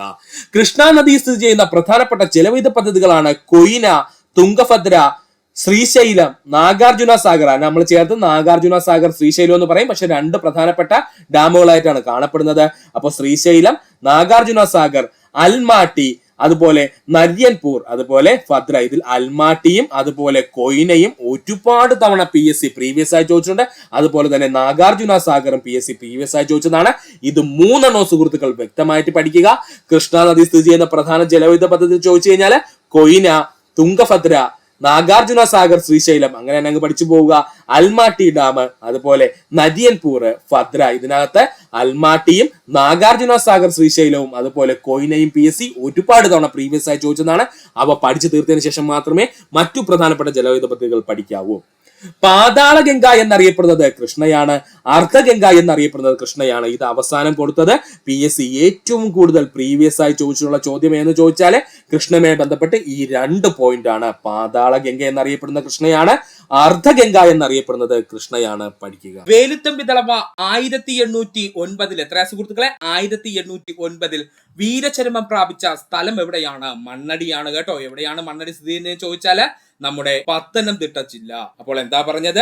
വേലുത്തമ്പി ദളവ 1809 വീരചരമം പ്രാപിച്ച സ്ഥലം എവിടെയെന്ന് ചോദിച്ചാൽ അത് മണ്ണടിയാണ്. നമുക്ക് ഇനി വേലുത്തമ്പി ദളവയുമായി ബന്ധപ്പെട്ട കേരള PSC എന്തൊക്കെ ചോദ്യങ്ങളാണ് ചോദിച്ചുള്ളതെന്ന് നോക്കാം. അവിട്ടം തിരുനാൾ ബാലരാമവർമ്മയുടെ പ്രശസ്തനായ ദിവാനായിരുന്നു വേലുത്തമ്പി ദളവ. പഠിക്കണേ, അവിട്ടം തിരുനാൾ ബാലരാമവർമ്മയുടെ പ്രശസ്തനായ ദിവാനായിരുന്നു വേലുത്തമ്പി ദളവ. വേലായുധൻ ചെമ്പകരാമൻ എന്നായിരുന്നു യഥാർത്ഥ നാമം. വേലുത്തമ്പി ദളവയുടെ യഥാർത്ഥ നാമം എന്തായിരുന്നു? വേലായുധൻ ചെമ്പകരാമൻ എന്നായിരുന്നു. 1809 ജനുവരി മാസം 11 തീയതി കുണ്ടറ വിളംബരം നടത്തിയ ദിവാനായിരുന്നു ചോദിച്ചാൽ അത് വേലുത്തമ്പി ദളവയാണ്. PSC 100-ൽ കൂടുതൽ തവണ ചോദിച്ച ചോദ്യം. 1809 ജനുവരി മാസം 11 തീയതി കുണ്ടറ വിളംബരം നടത്തിയ ദിവാനായിരുന്നു ചോദിച്ചാൽ അത് വേലുത്തമ്പി ദളവയാണ്. കൊല്ലത്ത് ഹജൂർ കച്ചേരി ആരംഭിച്ച, അല്ലെങ്കിൽ സെക്രട്ടേറിയറ്റ് എന്ന് പറയും കേട്ടോ, കൊല്ലത്ത് ഹജൂർ കച്ചേരി ആരംഭിച്ച ദിവാൻ ആര് എന്ന് ചോദിച്ചു കഴിഞ്ഞാൽ അത് വേലുത്തമ്പി ദളവയാണ്. കൊല്ലത്ത് ഹജൂർ കച്ചേരി അല്ലെങ്കിൽ ഇപ്പോഴത്തെ സെക്രട്ടേറിയറ്റ് ആരംഭിച്ച ദിവാൻ ആര് എന്ന് ചോദിച്ചാൽ അത് വേലുത്തമ്പി ദളവയാണ്. തിരുവിതാംകൂറിൽ സഞ്ചരിക്കുന്ന കോടതികൾ സ്ഥാപിച്ച ദിവാൻ ആരെന്ന് ചോദിച്ചാൽ വേലുത്തമ്പി ദളവ. തിരുവിതാംകൂറില് സഞ്ചരിക്കുന്ന കോടതികൾ സ്ഥാപിച്ച ദിവാൻ ആരെന്ന് ചോദിച്ചു കഴിഞ്ഞാൽ അത് വേലുത്തമ്പി ദളവയാണ്. വേമ്പനാട് കായലിലെ പാതിരാമണൽ ദ്വീപിനെ കൃഷി യോഗ്യമാക്കിയ ദിവാനാരെന്ന് ചോദിച്ചാൽ വേലുത്തമ്പി ദളവ. വേമ്പനാട് കായലിന്റെ ഭാഗമായുള്ള പാതിരാമണൽ ദ്വീപിനെ കൃഷി യോഗ്യമാക്കിയ ദിവാനാര് എന്ന് ചോദിച്ചാൽ അത് വേലുത്തമ്പി ദളവയാണ്. ചങ്ങനാശ്ശേരിയിൽ അടിമച്ചന്ത സ്ഥാപിച്ചത് വേലുത്തമ്പി ദളവ. ചങ്ങനാശ്ശേരിയില് അടിമച്ചന്ത സ്ഥാപിച്ചതാരെന്ന് ചോദിച്ചാൽ അത് വേലുത്തമ്പി ദളവയാണ്. ഒന്നുകൂടി പറയുവാണേ, വേലുത്തമ്പി ദളവ 1809 വീരചരമം പ്രാപിച്ച സ്ഥലം എവിടെയെന്ന് ചോദിച്ചാൽ അത് മണ്ണടിയാണ്. മണ്ണടി ഇപ്പോഴത്തെ പത്തനംതിട്ട ജില്ലയിലാണ്. അവിട്ടം തിരുനാൾ ബാലരാമവർമ്മയുടെ പ്രശസ്തനായ ദിവാനായിരുന്നു വേലുത്തമ്പി ദളവ. വേലായുധൻ ചെമ്പകരാമൻ എന്ന യഥാർത്ഥ നാമം. 1809 ജനുവരി 11 കുണ്ടറ വിളംബരം നടത്തിയ ദിവാനായിരുന്നു ചോദിച്ചാൽ വേലുത്തമ്പി ദളവ. കൊല്ലത്ത് ഹജൂർ കച്ചേരി സ്ഥാപിച്ച ദിവാനാരെന്ന് ചോദിച്ചാൽ വേലുത്തമ്പി ദളവ. തിരുവിതാംകൂറിൽ സഞ്ചരിക്കുന്ന കോടതികൾ സ്ഥാപിച്ച ദിവാനാരെന്ന് ചോദിച്ചാൽ വേലുത്തമ്പി ദളവ. വേമ്പനാട് കായലിലെ പാതിരാമണൽ ദ്വീപിനെ കൃഷി യോഗ്യമാക്കിയ ദിവാനാരെന്ന് ചോദിച്ചാൽ അത് വേലുത്തമ്പി ദളവയാണ്. അതുപോലെ തന്നെ ചങ്ങനാശ്ശേരിയിൽ അടിമച്ചന്ത സ്ഥാപിച്ച ദിവാനാരെന്ന് ചോദിച്ചാൽ അത് വേലുത്തമ്പി ദളവയാണ്. ഇത്രയും PSC വേലുത്തമ്പി ദളവയുമായി ബന്ധപ്പെട്ട് ചോദിച്ചതാണ്, സുഹൃത്തുക്കൾ പഠിക്കുക. അടുത്തതാണ് മീനമാതാ രോഗത്തിന് കാരണമായ മൂലകം. ഏത് മൂലകമാ സുഹൃത്തുക്കളെ? മീനമാതാ രോഗത്തിന് കാരണമാകുന്നത് മെർക്കുറിയാണ്. ആരാണ്? മെർക്കുറിയാണ്. ഇനി നമുക്ക് കുറച്ച് മൂലകങ്ങളും അവ മൂലം ഉണ്ടാകുന്ന രോഗങ്ങളെയും കുറിച്ച് പഠിക്കാം. പ്രധാനപ്പെട്ട PSC ചോദിച്ചിട്ടുള്ള എല്ലാ മൂലകങ്ങളും അവ മൂലം ഉണ്ടാകുന്ന രോഗങ്ങളും ഇതിനകത്തുണ്ട്, നമുക്ക് പഠിക്കാം. ഫ്ലൂറോസിസ്. എന്താ സുഹൃത്തുക്കളെ ഫ്ലൂറോസിസ് എന്ന് പറഞ്ഞു കഴിഞ്ഞാല്? ഫ്ലൂറിന്റെ ആധിക്യം ശരീരത്തിൽ ഉണ്ടാകുന്നത് മൂലം ഉണ്ടാകുന്ന രോഗമാണ് ഫ്ലൂറോസിസ്. എന്താണ് അവന്റെ പേര്? ഫ്ലൂറോസിസ്. പഠിക്കാൻ ഒരു ബുദ്ധിമുട്ടുമില്ല. ഫ്ലൂറോസിസ് ഉണ്ടാകാൻ കാരണം ആരാണ്? ഫ്ലൂറിൻ തന്നെയാണ്. ഫ്ലൂറോസിസ് ഉണ്ടാകാൻ കാരണം ആരാണ് സുഹൃത്തുക്കളെ? ഫ്ലൂറിൻ തന്നെയാണ്. ആ അസുഖത്തിൽ തന്നെ ആര് കിടപ്പുണ്ട്? കാരണക്കാരനായ മൂലകം കിടപ്പുണ്ട്. അതുകൊണ്ട് ഇനി അത് കൂടുതൽ സമയം നമ്മൾ പഠിച്ച് സമയം കളയണ്ട. ഫ്ലൂറോസിസ് ഉണ്ടാകാൻ കാരണം ഫ്ലൂറിൻ ആണ്. കിട്ടിയേ? സിലിക്കോസിസ്. മനുഷ്യ ശരീരത്തിൽ സിലിക്കന്റെ അളവ് വർദ്ധിക്കുന്നത് മൂലമുണ്ടാകുന്ന രോഗമാണ് സിലിക്കോസിസ്. മനുഷ്യ ശരീരത്തിലെ സിലിക്കൺ മൂലകത്തിന്റെ ആധിക്യം അല്ലെങ്കിൽ വർധനവ് മൂലമുണ്ടാകുന്ന രോഗമാണ് സിലിക്കോസിസ്. സിലിക്കോസിസ് എന്ന രോഗത്തിന്റെ കാരണം സിലിക്കൺ ആണ് എന്ന് ആ രോഗത്തിന്റെ പേര് തന്നെയുണ്ട്. സിലിക്കോസിസ് എന്ന ആ രോഗത്തിന്റെ പേര് തന്നെയുണ്ട്. സിലിക്കൺ ആണ് സിലിക്കോസിസ് ഉണ്ടാകുന്നതിന് കാരണമെന്ന്. അത് പഠിക്കാനും നമുക്ക് ബുദ്ധിമുട്ടില്ല. ഇനി PSC ഏറ്റവും കൂടുതൽ ചോദിച്ച രോഗമാണ്, നമ്മൾ ഓൾറെഡി പറഞ്ഞ രോഗമാണ്, മീനമാതാ രോഗം. മനുഷ്യ ശരീരത്തിൽ മെർക്കുറിയുടെ അളവ് ക്രമാതീതമായി വർദ്ധിക്കുന്നത് മൂലമുണ്ടാകുന്ന രോഗമാണ് മീനമാതാ രോഗം. മനുഷ്യ ശരീരത്തിലെ മെർക്കുറിയുടെ അളവ് വർദ്ധിക്കുന്നത് മൂലമുണ്ടാകുന്ന രോഗം അറിയപ്പെടുന്ന പേരാണ് മീനമാതാ രോഗം. ഇത് പഠിക്കാനായിട്ട് ഒരു ചെറിയ കോഡ് പറഞ്ഞുതരാം. സുഹൃത്തുക്കൾ ശ്രദ്ധിക്കുക. കോഡ് ഇത്രയേ ഉള്ളൂ. സുഹൃത്തുക്കളെ, കുഞ്ഞുനാളുകളിലൊക്കെ നമ്മുടെ മാതാക്കളല്ലേ നമുക്ക് കുറി തൊട്ട് തരുന്നത്? കുഞ്ഞുനാളുകളിൽ നമ്മൾ അമ്പലത്തിലൊക്കെ പോകുമ്പോൾ നമ്മുടെ മാതാക്കളാണ് നമുക്ക് കുറി തൊട്ട് തരുന്നത്, അല്ലെ? കുട്ടിയായിരുന്ന മീനയ്ക്ക് മീനയുടെ മാതാവാണ് കേട്ടോ കുറി തൊട്ട് കൊടുക്കുന്നത്. അപ്പോ മീനമാതാ രോഗത്തിന് കാരണം മെർക്കുറിയാണ്. മീനമാതാ രോഗത്തിന് കാരണം ആരാണ്? മെർക്കുറിയാണ് എന്നങ്ങ് പഠിക്കുക. മീനയുടെ മാതാവാണ് മീനയ്ക്ക് കുറി തൊട്ട് കൊടുക്കുന്നത് എന്നങ്ങ് പഠിക്കുക. അപ്പോ മീനമാതാ രോഗത്തിന് കാരണം ആരാണ്? മെർക്കുറിയാണ്. അടുത്തതാണ് പ്ലംബിസം. ലെഡിന്റെ ആധിക്യം മൂലമുണ്ടാകുന്ന രോഗമാണ് പ്ലംബിസം. അല്ലെങ്കിൽ മനുഷ്യ ശരീരത്തിൽ ലെഡിന്റെ അളവ് കൂടുന്നത് മൂലമുണ്ടാകുന്ന രോഗം അറിയപ്പെടുന്ന പേരാണ് പ്ലംബിസം. എന്ത് പേരിൽ അറിയപ്പെടുന്ന സുഹൃത്തുക്കളെ? പ്ലംബിസം. ലെഡിന്റെ ലാറ്റിൻ നാമം എന്താ സുഹൃത്തുക്കളെ? ലെഡിന്റെ ലാറ്റിൻ നാമം അത് പ്ലംബം എന്നാണ്. എന്താണ്? പ്ലംബം എന്നാണ് ലെഡിന്റെ ലാറ്റിൻ നാമം. അപ്പോൾ പ്ലംബത്തിന്റെ ആധിക്യം മൂലം ഉണ്ടാകുന്ന രോഗമാണ് പ്ലംബിസം. പ്ലംബത്തിന്റെ ആധിക്യം മൂലം ഉണ്ടാകുന്ന രോഗമാണ് പ്ലംബിസം. വേറൊന്നുമില്ല, ഏഷ്യന്റ് കാലഘട്ടത്തിൽ, പണ്ട് കാലഘട്ടത്തില് നമ്മൾ PVC ഒക്കെ കണ്ടുപിടിക്കുന്നതിന് മുമ്പ് വാട്ടർ സിസ്റ്റങ്ങളുടെ പൈപ്പുകൾ എല്ലാം നിർമ്മിക്കാൻ ഉപയോഗിച്ചിരുന്നത് ലെഡ് ആയിരുന്നു കേട്ടോ. അന്ന് നമുക്ക് അറിഞ്ഞൂടായിരുന്നു ലെഡ് എന്ന് പറയുന്നത് ഒരു വിഷവസ്തു ആണെന്നൊന്നും നമുക്കറിയില്ലായിരുന്നു. അതുകൊണ്ട് തന്നെ ലെഡ് ആയിരുന്നു നമ്മൾ പ്രധാനമായിട്ടും പൈപ്പുകളുടെ നിർമ്മാണത്തിന് ഉപയോഗിച്ചിരുന്നത്. അതുകൊണ്ടാണ് അതിനെ പ്ലംബം എന്ന പേരിൽ അറിയപ്പെട്ടത്. പിൽക്കാലത്ത് അത് ലെഡ് എന്ന് പറയുന്ന മൂലകത്തിന്റെ നാമമായിട്ട് നമ്മൾ ചേർക്കുകയും ചെയ്തു. സുഹൃത്തുക്കൾ ജസ്റ്റ് ഒന്ന് കേട്ടിരുന്നാൽ മതി, ഒന്ന് പറഞ്ഞതേ ഉള്ളൂ. അപ്പൊ പഠിക്കുക. പ്ലംബിസം എന്നുള്ള രോഗത്തിന് കാരണമായിരുന്നു ചോദിച്ചാൽ അത് ലെഡാണ്. ഈ ലെഡിന്റെ ലാറ്റിൻ നാമമാണ് എന്ത്? പ്ലംബം എന്ന് പറയുന്നത്. പഠിച്ചു വെക്കുക. ഇത്തായി. കാഡ്മിയത്തിന്റെ ആധിക്യം മൂലം ഉണ്ടാകുന്ന രോഗമാണ് ഇത്തായി. അല്ലെങ്കിൽ മനുഷ്യ ശരീരത്തിലെ കാഡ്മിയത്തിന്റെ അളവ് കൂടുന്നത് മൂലം ഉണ്ടാകുന്ന രോഗം അറിയപ്പെടുന്ന പേരാണ് ഇത്തായി. ഏതാണ്? കാഡ്മിയത്തിന്റെ അളവ് കൂടുന്നത് മൂലം മനുഷ്യരീരത്തിൽ ഉണ്ടാകുന്ന രോഗമാണ് ഇത്തായി. അടുത്തതായി നമുക്ക് പഠിക്കാനുള്ളതാണ് വിൽസൺസ് രോഗം. എന്താണ് വിൽസൺസ് രോഗം എന്ന് പറഞ്ഞു കഴിഞ്ഞാൽ ചെമ്പിന്റെ ആധിക്യം മൂലം മനുഷ്യ ശരീരത്തിൽ ഉണ്ടാകുന്ന രോഗമാണ് വിൽസൺസ് രോഗം. ചെമ്പിന്റെ ആധിക്യം അല്ലെങ്കിൽ ചെമ്പിന്റെ അളവ് മനുഷ്യ ശരീരത്തിൽ കൂടുന്നത് കൊണ്ടുണ്ടാകുന്ന രോഗമാണ് വിൽസൺസ് രോഗം എന്ന പേരിൽ അറിയപ്പെടുന്നത്. അപ്പൊ സുഹൃത്തുക്കൾ ഇത്ര മാത്രം ചിന്തിച്ചാൽ മതി. വീല് നിർമ്മിക്കാൻ ഉപയോഗിച്ചത് ആരെയാണ്? ചെമ്പിനെയാണെന്ന് പഠിക്കുക. വീല് നിർമ്മിക്കാൻ ഉപയോഗിച്ച ലോഹം ഏതാണ്? ചെമ്പെന്ന് പഠിക്കുക. അല്ലെങ്കിൽ വീല് നിർമ്മിക്കാൻ ഉപയോഗിച്ച മൂലകം ഏതാണ്? ചെമ്പെന്ന് പഠിക്കുക. മറക്കരുത്. വിൽസൺസ് രോഗത്തിന് കാരണമായിട്ടുള്ള മൂലകം ചോദിച്ചാൽ അത് ചെമ്പാണ്. വിൽസൺസ് രോഗത്തിന് കാരണമായിട്ടുള്ള മൂലകം ഏതാ സുഹൃത്തുക്കളെ? അത് ചെമ്പാണ്. പഠിക്കുക. അടുത്തതാണ് ഹൈപ്പോകലാമിയ. എന്താ പേര്? ഹൈപ്പോകലാമിയ. എന്താണ് ഹൈപ്പോകലാമിയ എന്ന് പറഞ്ഞു കഴിഞ്ഞാൽ പൊട്ടാസ്യത്തിന്റെ ആധിക്യം മൂലമുണ്ടാകുന്ന രോഗമാണ് ഹൈപ്പോകലാമിയ. അല്ലെങ്കിൽ പൊട്ടാസ്യത്തിന്റെ അളവ് മനുഷ്യ ശരീരത്തിൽ കൂടുന്നത് മൂലം ഉണ്ടാകുന്ന രോഗം അറിയപ്പെടുന്ന പേരാണ് ഹൈപ്പോകലാമിയ. എന്താ അവന്റെ പേര്? ഹൈപ്പോകലാമിയ എന്നാണ്. മറക്കരുത്. പഠിക്കാൻ പാടുള്ള സുഹൃത്തുക്കൾ ജസ്റ്റ് ഒന്ന് ശ്രദ്ധിച്ചാൽ മതി. സുഹൃത്തുക്കളെ, ഇവിടെ ഹൈപ്പോകലാമിയയിൽ ഒരു കലമുണ്ടല്ലോ സുഹൃത്തുക്കളെ. ഹൈപ്പോകലാമിയ എന്ന് പറയുന്നതിൽ ഒരു കലമുണ്ടല്ലോ. കലമാണെങ്കിൽ എന്ത്? ഉറപ്പായിട്ടും പൊട്ടും എന്നങ്ങ് പഠിച്ചു വെക്കുക. കലമാണെങ്കിൽ ഉറപ്പായിട്ടും പൊട്ടും എന്നങ്ങ് പഠിച്ചു വെക്കുക. അപ്പോ ഹൈപ്പോകലാമിയ എന്ന രോഗം ഉണ്ടാകുന്നതിന് കാരണം എന്തെന്ന് ചോദിച്ചാൽ പൊട്ടാസ്യത്തിന്റെ അളവ് കൂടുന്നത് കൊണ്ടാണ്. കലമാണെങ്കിൽ അതെന്ത് ചെയ്യും? പൊട്ടും. ഹൈപ്പോകലാമിയ പൊട്ടാസ്യം. കലമാണെങ്കിൽ പൊട്ടും. ഹൈപ്പോകലാമിയ പൊട്ടാസ്യം. പഠിച്ചു വെക്കുക. ഇന്ത്യയിലെ ഏറ്റവും പഴക്കമേറിയ പർവ്വതനിര ആരവല്ലി പർവ്വതനിര. ഇന്ത്യയിലെ ഏറ്റവും പഴക്കമേറിയ പർവ്വതനിര ഏതാ സുഹൃത്തുക്കളെ? ആരവല്ലി പർവ്വതനിരയാണ്. ഇന്ത്യയിലെ ഏറ്റവും പഴക്കം ചെന്ന മടക്കു പർവ്വതം എന്നറിയപ്പെടുന്നത് ആരവല്ലിയാണ്. ഇന്ത്യയിലെ ഏറ്റവും പഴക്കം ചെന്ന മടക്കു പർവ്വതം എന്നറിയപ്പെടുന്നത് ആരവല്ലിയാണ്. ഇന്ത്യയുടെ വടക്കു പടിഞ്ഞാറായി സ്ഥിതി ചെയ്യുന്ന പർവ്വതനിര എന്ന് ചോദിച്ചാൽ അതും ആരവല്ലിയാണ്. ഇന്ത്യയുടെ വടക്കു പടിഞ്ഞാറായി സ്ഥിതി ചെയ്യുന്ന പർവ്വതനിര എന്ന് ചോദിച്ചാലും അത് ആരവല്ലി പർവ്വതനിരയാണ്. രാജസ്ഥാനെ കിഴക്കൻ രാജസ്ഥാൻ എന്നും പടിഞ്ഞാറൻ രാജസ്ഥാൻ എന്നും വേർതിരിക്കുന്ന പർവ്വതനിര ചോദിച്ചാൽ അതും ആരവല്ലി പർവ്വതനിരയാണ്. ചോദിച്ചിട്ടുണ്ട് PSC. രാജസ്ഥാനെ കിഴക്കൻ രാജസ്ഥാൻ എന്നും പടിഞ്ഞാറൻ രാജസ്ഥാൻ എന്നും രണ്ടായി വേർതിരിക്കുന്ന പർവ്വതനിര എന്ന് ചോദിച്ചാൽ അത് ആരവല്ലി പർവ്വതനിരയാണ്. മൗണ്ട് അബു എന്ന സുഖവാസ കേന്ദ്രം സ്ഥിതി ചെയ്യുന്ന പർവ്വതനിര ആരവല്ലി പർവ്വതനിര. മൗണ്ട് അബു എന്ന സുഖവാസ കേന്ദ്രം സ്ഥിതി ചെയ്യുന്ന പർവ്വതനിര ചോദിച്ചു കഴിഞ്ഞാൽ അത് ആരവല്ലി പർവ്വതനിരയാണ്. മൗണ്ട് ഗുരുശിഖർ എന്ന കൊടുമുടി സ്ഥിതി ചെയ്യുന്ന പർവ്വതനിര ആരവല്ലി പർവ്വതനിര. പഠിച്ചോളുക. മൗണ്ട് ഗുരുശിഖർ എന്ന കൊടുമുടി സ്ഥിതി ചെയ്യുന്ന പർവ്വതനിര എന്ന് ചോദിച്ചാൽ അത് ആരവല്ലി പർവ്വതനിരയാണ്. ഈ മൗണ്ട് ഗുരുശിഖറാണ് ആരവല്ലി പർവ്വതനിരയിലെ ഏറ്റവും ഉയരം കൂടിയ കൊടുമുടി. പഠിച്ചു വെച്ചോളണേ. ഏറ്റവും ഉയരം കൂടിയ കൊടുമുടി ആരെന്ന് ചോദിച്ചു കഴിഞ്ഞാൽ അത് മൗണ്ട് ഗുരുശിഖറാണ്. ഹാൻഡിക്കട്ട് ചുരം സ്ഥിതി ചെയ്യുന്ന പർവ്വതനിര ആരവല്ലി പർവ്വതനിര. ഹാൻഡിക്കട്ട് ചുരം സ്ഥിതി ചെയ്യുന്ന പർവ്വതനിര ചോദിച്ചു കഴിഞ്ഞാൽ അത് ആരവല്ലി പർവ്വതനിര. ജൈനമത തീർത്ഥാടന കേന്ദ്രമായ ദിൽവാര സ്ഥിതി ചെയ്യുന്ന പർവ്വതനിര ചോദിച്ചാൽ ആരവല്ലി പർവ്വതനിര. ജൈനമത തീർത്ഥാടന കേന്ദ്രമായ ദിൽവാര സ്ഥിതി ചെയ്യുന്ന പർവ്വതനിര എന്ന് ചോദിച്ചാൽ അത് ആരവല്ലി പർവ്വതനിര. ഒന്നുകൂടി പറയുവാണേ, സുഹൃത്തുക്കൾ ശ്രദ്ധിച്ചിരിക്കുക. ഇന്ത്യയിലെ ഏറ്റവും പഴക്കമേറിയ പർവ്വതനിര എന്നറിയപ്പെടുന്നത് ആരവല്ലി പർവ്വതനിരയാണ്. ഇന്ത്യയിലെ ഏറ്റവും പഴക്കം ചെന്ന മടക്കു പർവ്വതം എന്നറിയപ്പെടുന്നത് ആരവല്ലിയാണ്. ഇന്ത്യയുടെ വടക്കു പടിഞ്ഞാറായി സ്ഥിതി ചെയ്യുന്ന പർവ്വതനിര ആരവല്ലി പർവ്വതനിര.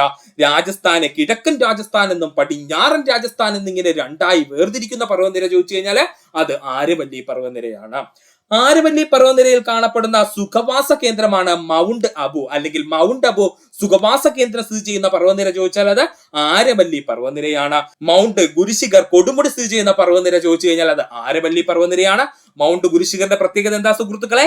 ആരവല്ലി പർവ്വതനിരയിലെ ഏറ്റവും ഉയരം കൂടിയ കൊടുമുടി എന്നറിയപ്പെടുന്നത് മൗണ്ട് ഗുരുശിഖറാണ്. ഹാൻഡിക്കട്ട് ചുരം സ്ഥിതി ചെയ്യുന്ന പർവ്വതനിര ആരവല്ലി പർവ്വതനിര. ഹാൻഡിക്കട്ട് ചുരം സ്ഥിതി ചെയ്യുന്ന പർവ്വതനിര ചോദിച്ചു കഴിഞ്ഞാൽ അത് ആരവല്ലി പർവ്വതനിരയാണ്. ജൈനമത തീർത്ഥാടകരുടെ പ്രധാന തീർത്ഥാടന കേന്ദ്രമായ ദിൽവാര സ്ഥിതി ചെയ്യുന്ന പർവ്വതനിര ചോദിച്ചു കഴിഞ്ഞാൽ അത് ആരവല്ലി പർവ്വതനിരയാണ്. ജൈനമത തീർത്ഥാടന കേന്ദ്രമായ ദിൽവാര സ്ഥിതി ചെയ്യുന്നത് എവിടെയെന്ന് ചോദിച്ചാൽ അത് ആരവല്ലി പർവ്വതനിരയിലാണ്. ഇത്രയും ഭാഗം സുഹൃത്തുക്കളെ വ്യക്തമായിട്ട് പഠിക്കുക. അടുത്തതായി നമുക്ക് പഠിക്കാനുള്ളത് ഹരിജൻ ഫണ്ട് ശേഖരണാർത്ഥം ഗാന്ധിജി കേരളത്തിലെത്തിയ വർഷമാണ്. വർഷം 1934. വർഷം ഏതാ സുഹൃത്തുക്കളെ? 1934. നമ്മുടെ ചോദ്യം എന്തായിരുന്നു? ഹരിജൻ ഫണ്ട് ശേഖരണാർത്ഥം ഗാന്ധിജി കേരളത്തിൽ എത്തിയ വർഷം 1934 ജനുവരി മാസം 10. ഗാന്ധിജി എത്ര തവണ കേരളം സന്ദർശിച്ചു എന്ന് ചോദിച്ചു കഴിഞ്ഞാൽ 5 തവണ ഗാന്ധിജി കേരളം സന്ദർശിച്ചിട്ടുണ്ട്. എത്ര തവണ ഗാന്ധിജി കേരളം സന്ദർശിച്ചു എന്ന് ചോദിച്ചു കഴിഞ്ഞാൽ 5 തവണ ഗാന്ധിജി കേരളം സന്ദർശിച്ചിട്ടുണ്ട്. ഗാന്ധിജിയുടെ കേരള സന്ദർശനങ്ങളാണ് നമ്മൾ ഇനി നോക്കാൻ പോകുന്നത്.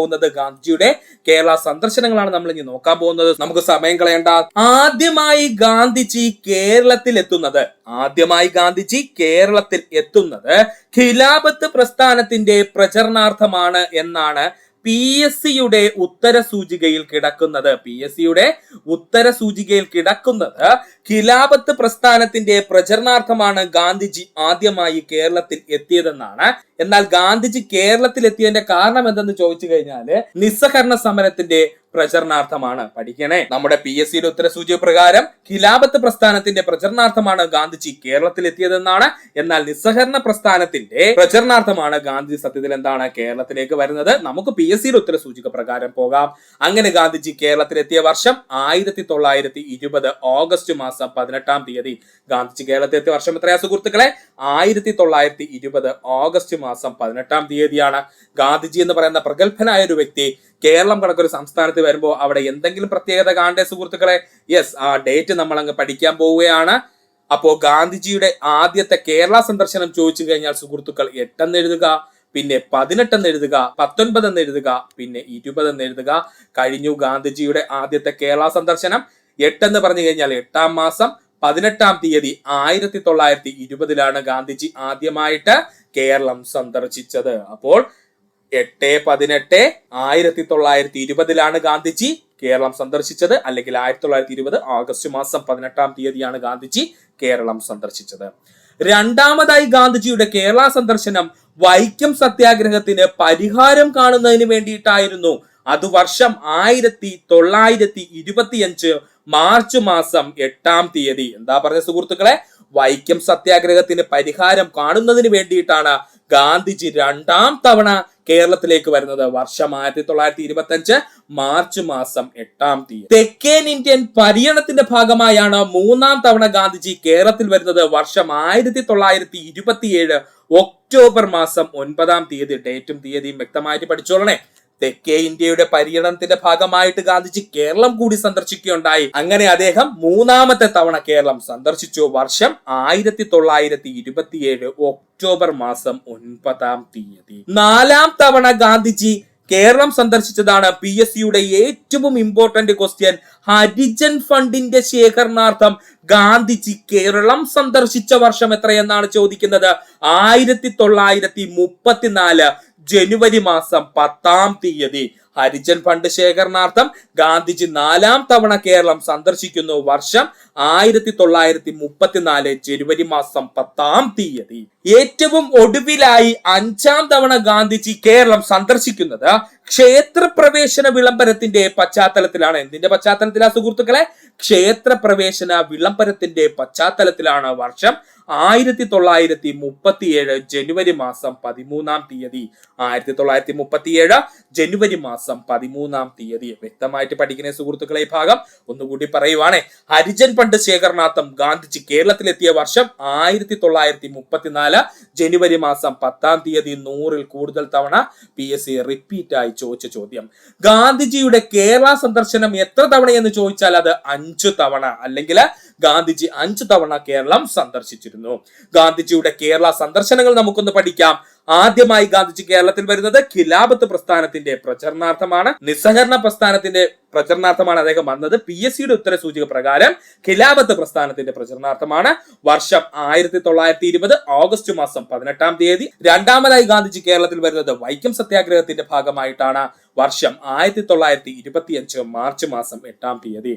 3-ാം തവണ അദ്ദേഹം കേരളത്തിലേക്ക് വരുന്നത് തെക്കേ ഇന്ത്യൻ പര്യടനത്തിന്റെ ഭാഗമായി അദ്ദേഹം കേരളം കൂടി സന്ദർശിച്ചു. വർഷം 1927 ഒക്ടോബർ മാസം 9-ാം തീയതി.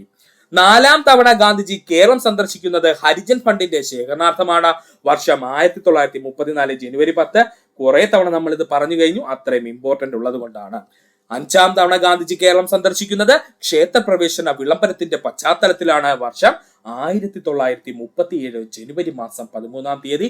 വ്യക്തമായി ഈ ഭാഗം സുഹൃത്തുക്കൾ പഠിക്കാൻ ശ്രമിക്കുക. ഗാന്ധിജി ശ്രീനാരായണ ഗുരുവിനെയും റാണി ലക്ഷ്മിഭായിയെയും കണ്ടത് 2-ാം കേരള സന്ദർശനത്തിൽ വെച്ചിട്ട്. ചോദിച്ചിട്ടുണ്ട് PSC. ഈ ചോദ്യം ഇതുപോലെ തന്നെ ചോദിച്ചിട്ടുണ്ട്.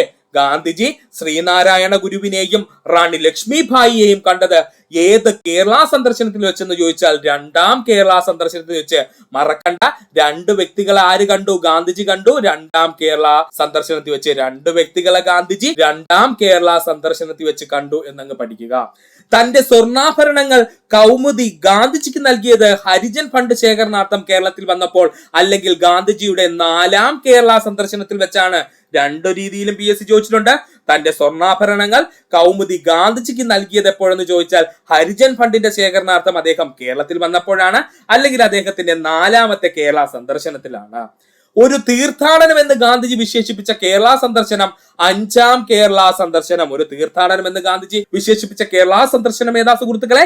5-ാം കേരള സന്ദർശനം പഠിച്ചു വെക്കുക. ഇന്ത്യയില് ഏറ്റവും കൂടുതൽ കരിമ്പ് ഉൽപ്പാദിപ്പിക്കുന്ന സംസ്ഥാനം ചോദിച്ചാൽ ഉത്തർപ്രദേശ് സംസ്ഥാനം. 2022 മുമ്പുള്ള ടെക്സ്റ്റ് ബുക്കുകളൊന്ന് നോക്കല്ലേ, അതിനകത്ത് ചിലപ്പോ ആൻസർ കീയില് മഹാരാഷ്ട്ര എന്ന് കിടപ്പുണ്ട്. അത് തെറ്റാണ് കേട്ടോ. ഇന്ത്യയിൽ ഏറ്റവും കൂടുതൽ കരിമ്പ് ഉൽപ്പാദിപ്പിക്കുന്ന സംസ്ഥാനം ചോദിച്ചാൽ ഇപ്പോഴത്തെ കണക്ക് പ്രകാരം ആരാണ്? ഉത്തർപ്രദേശാണ്. മറക്കരുത്. ഓപ്ഷനിൽ മഹാരാഷ്ട്ര കാണും, തെറ്റാണ്. ഉത്തർപ്രദേശാണ്. യുണൈറ്റഡ് പ്രൊവിൻസസ് എന്ന പേരിൽ അറിയപ്പെട്ടിരുന്ന സംസ്ഥാനം ഉത്തർപ്രദേശ്. യുണൈറ്റഡ് പ്രൊവിൻസസ് എന്ന പേരിൽ അറിയപ്പെട്ടിരുന്ന സംസ്ഥാനം ചോദിച്ചു കഴിഞ്ഞാൽ അത് ഉത്തർപ്രദേശാണ്.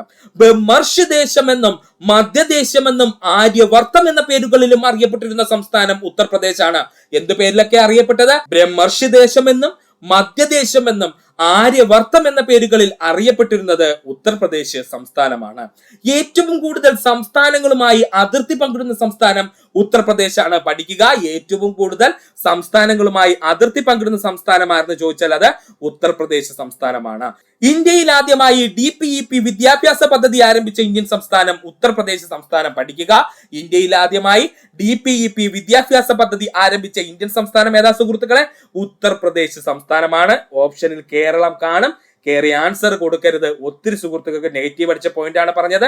ഇന്ത്യയിൽ ആദ്യമായിട്ട് DPEP വിദ്യാഭ്യാസ പദ്ധതി ആരംഭിച്ച ഇന്ത്യൻ സംസ്ഥാനം ഉത്തർപ്രദേശാണ്.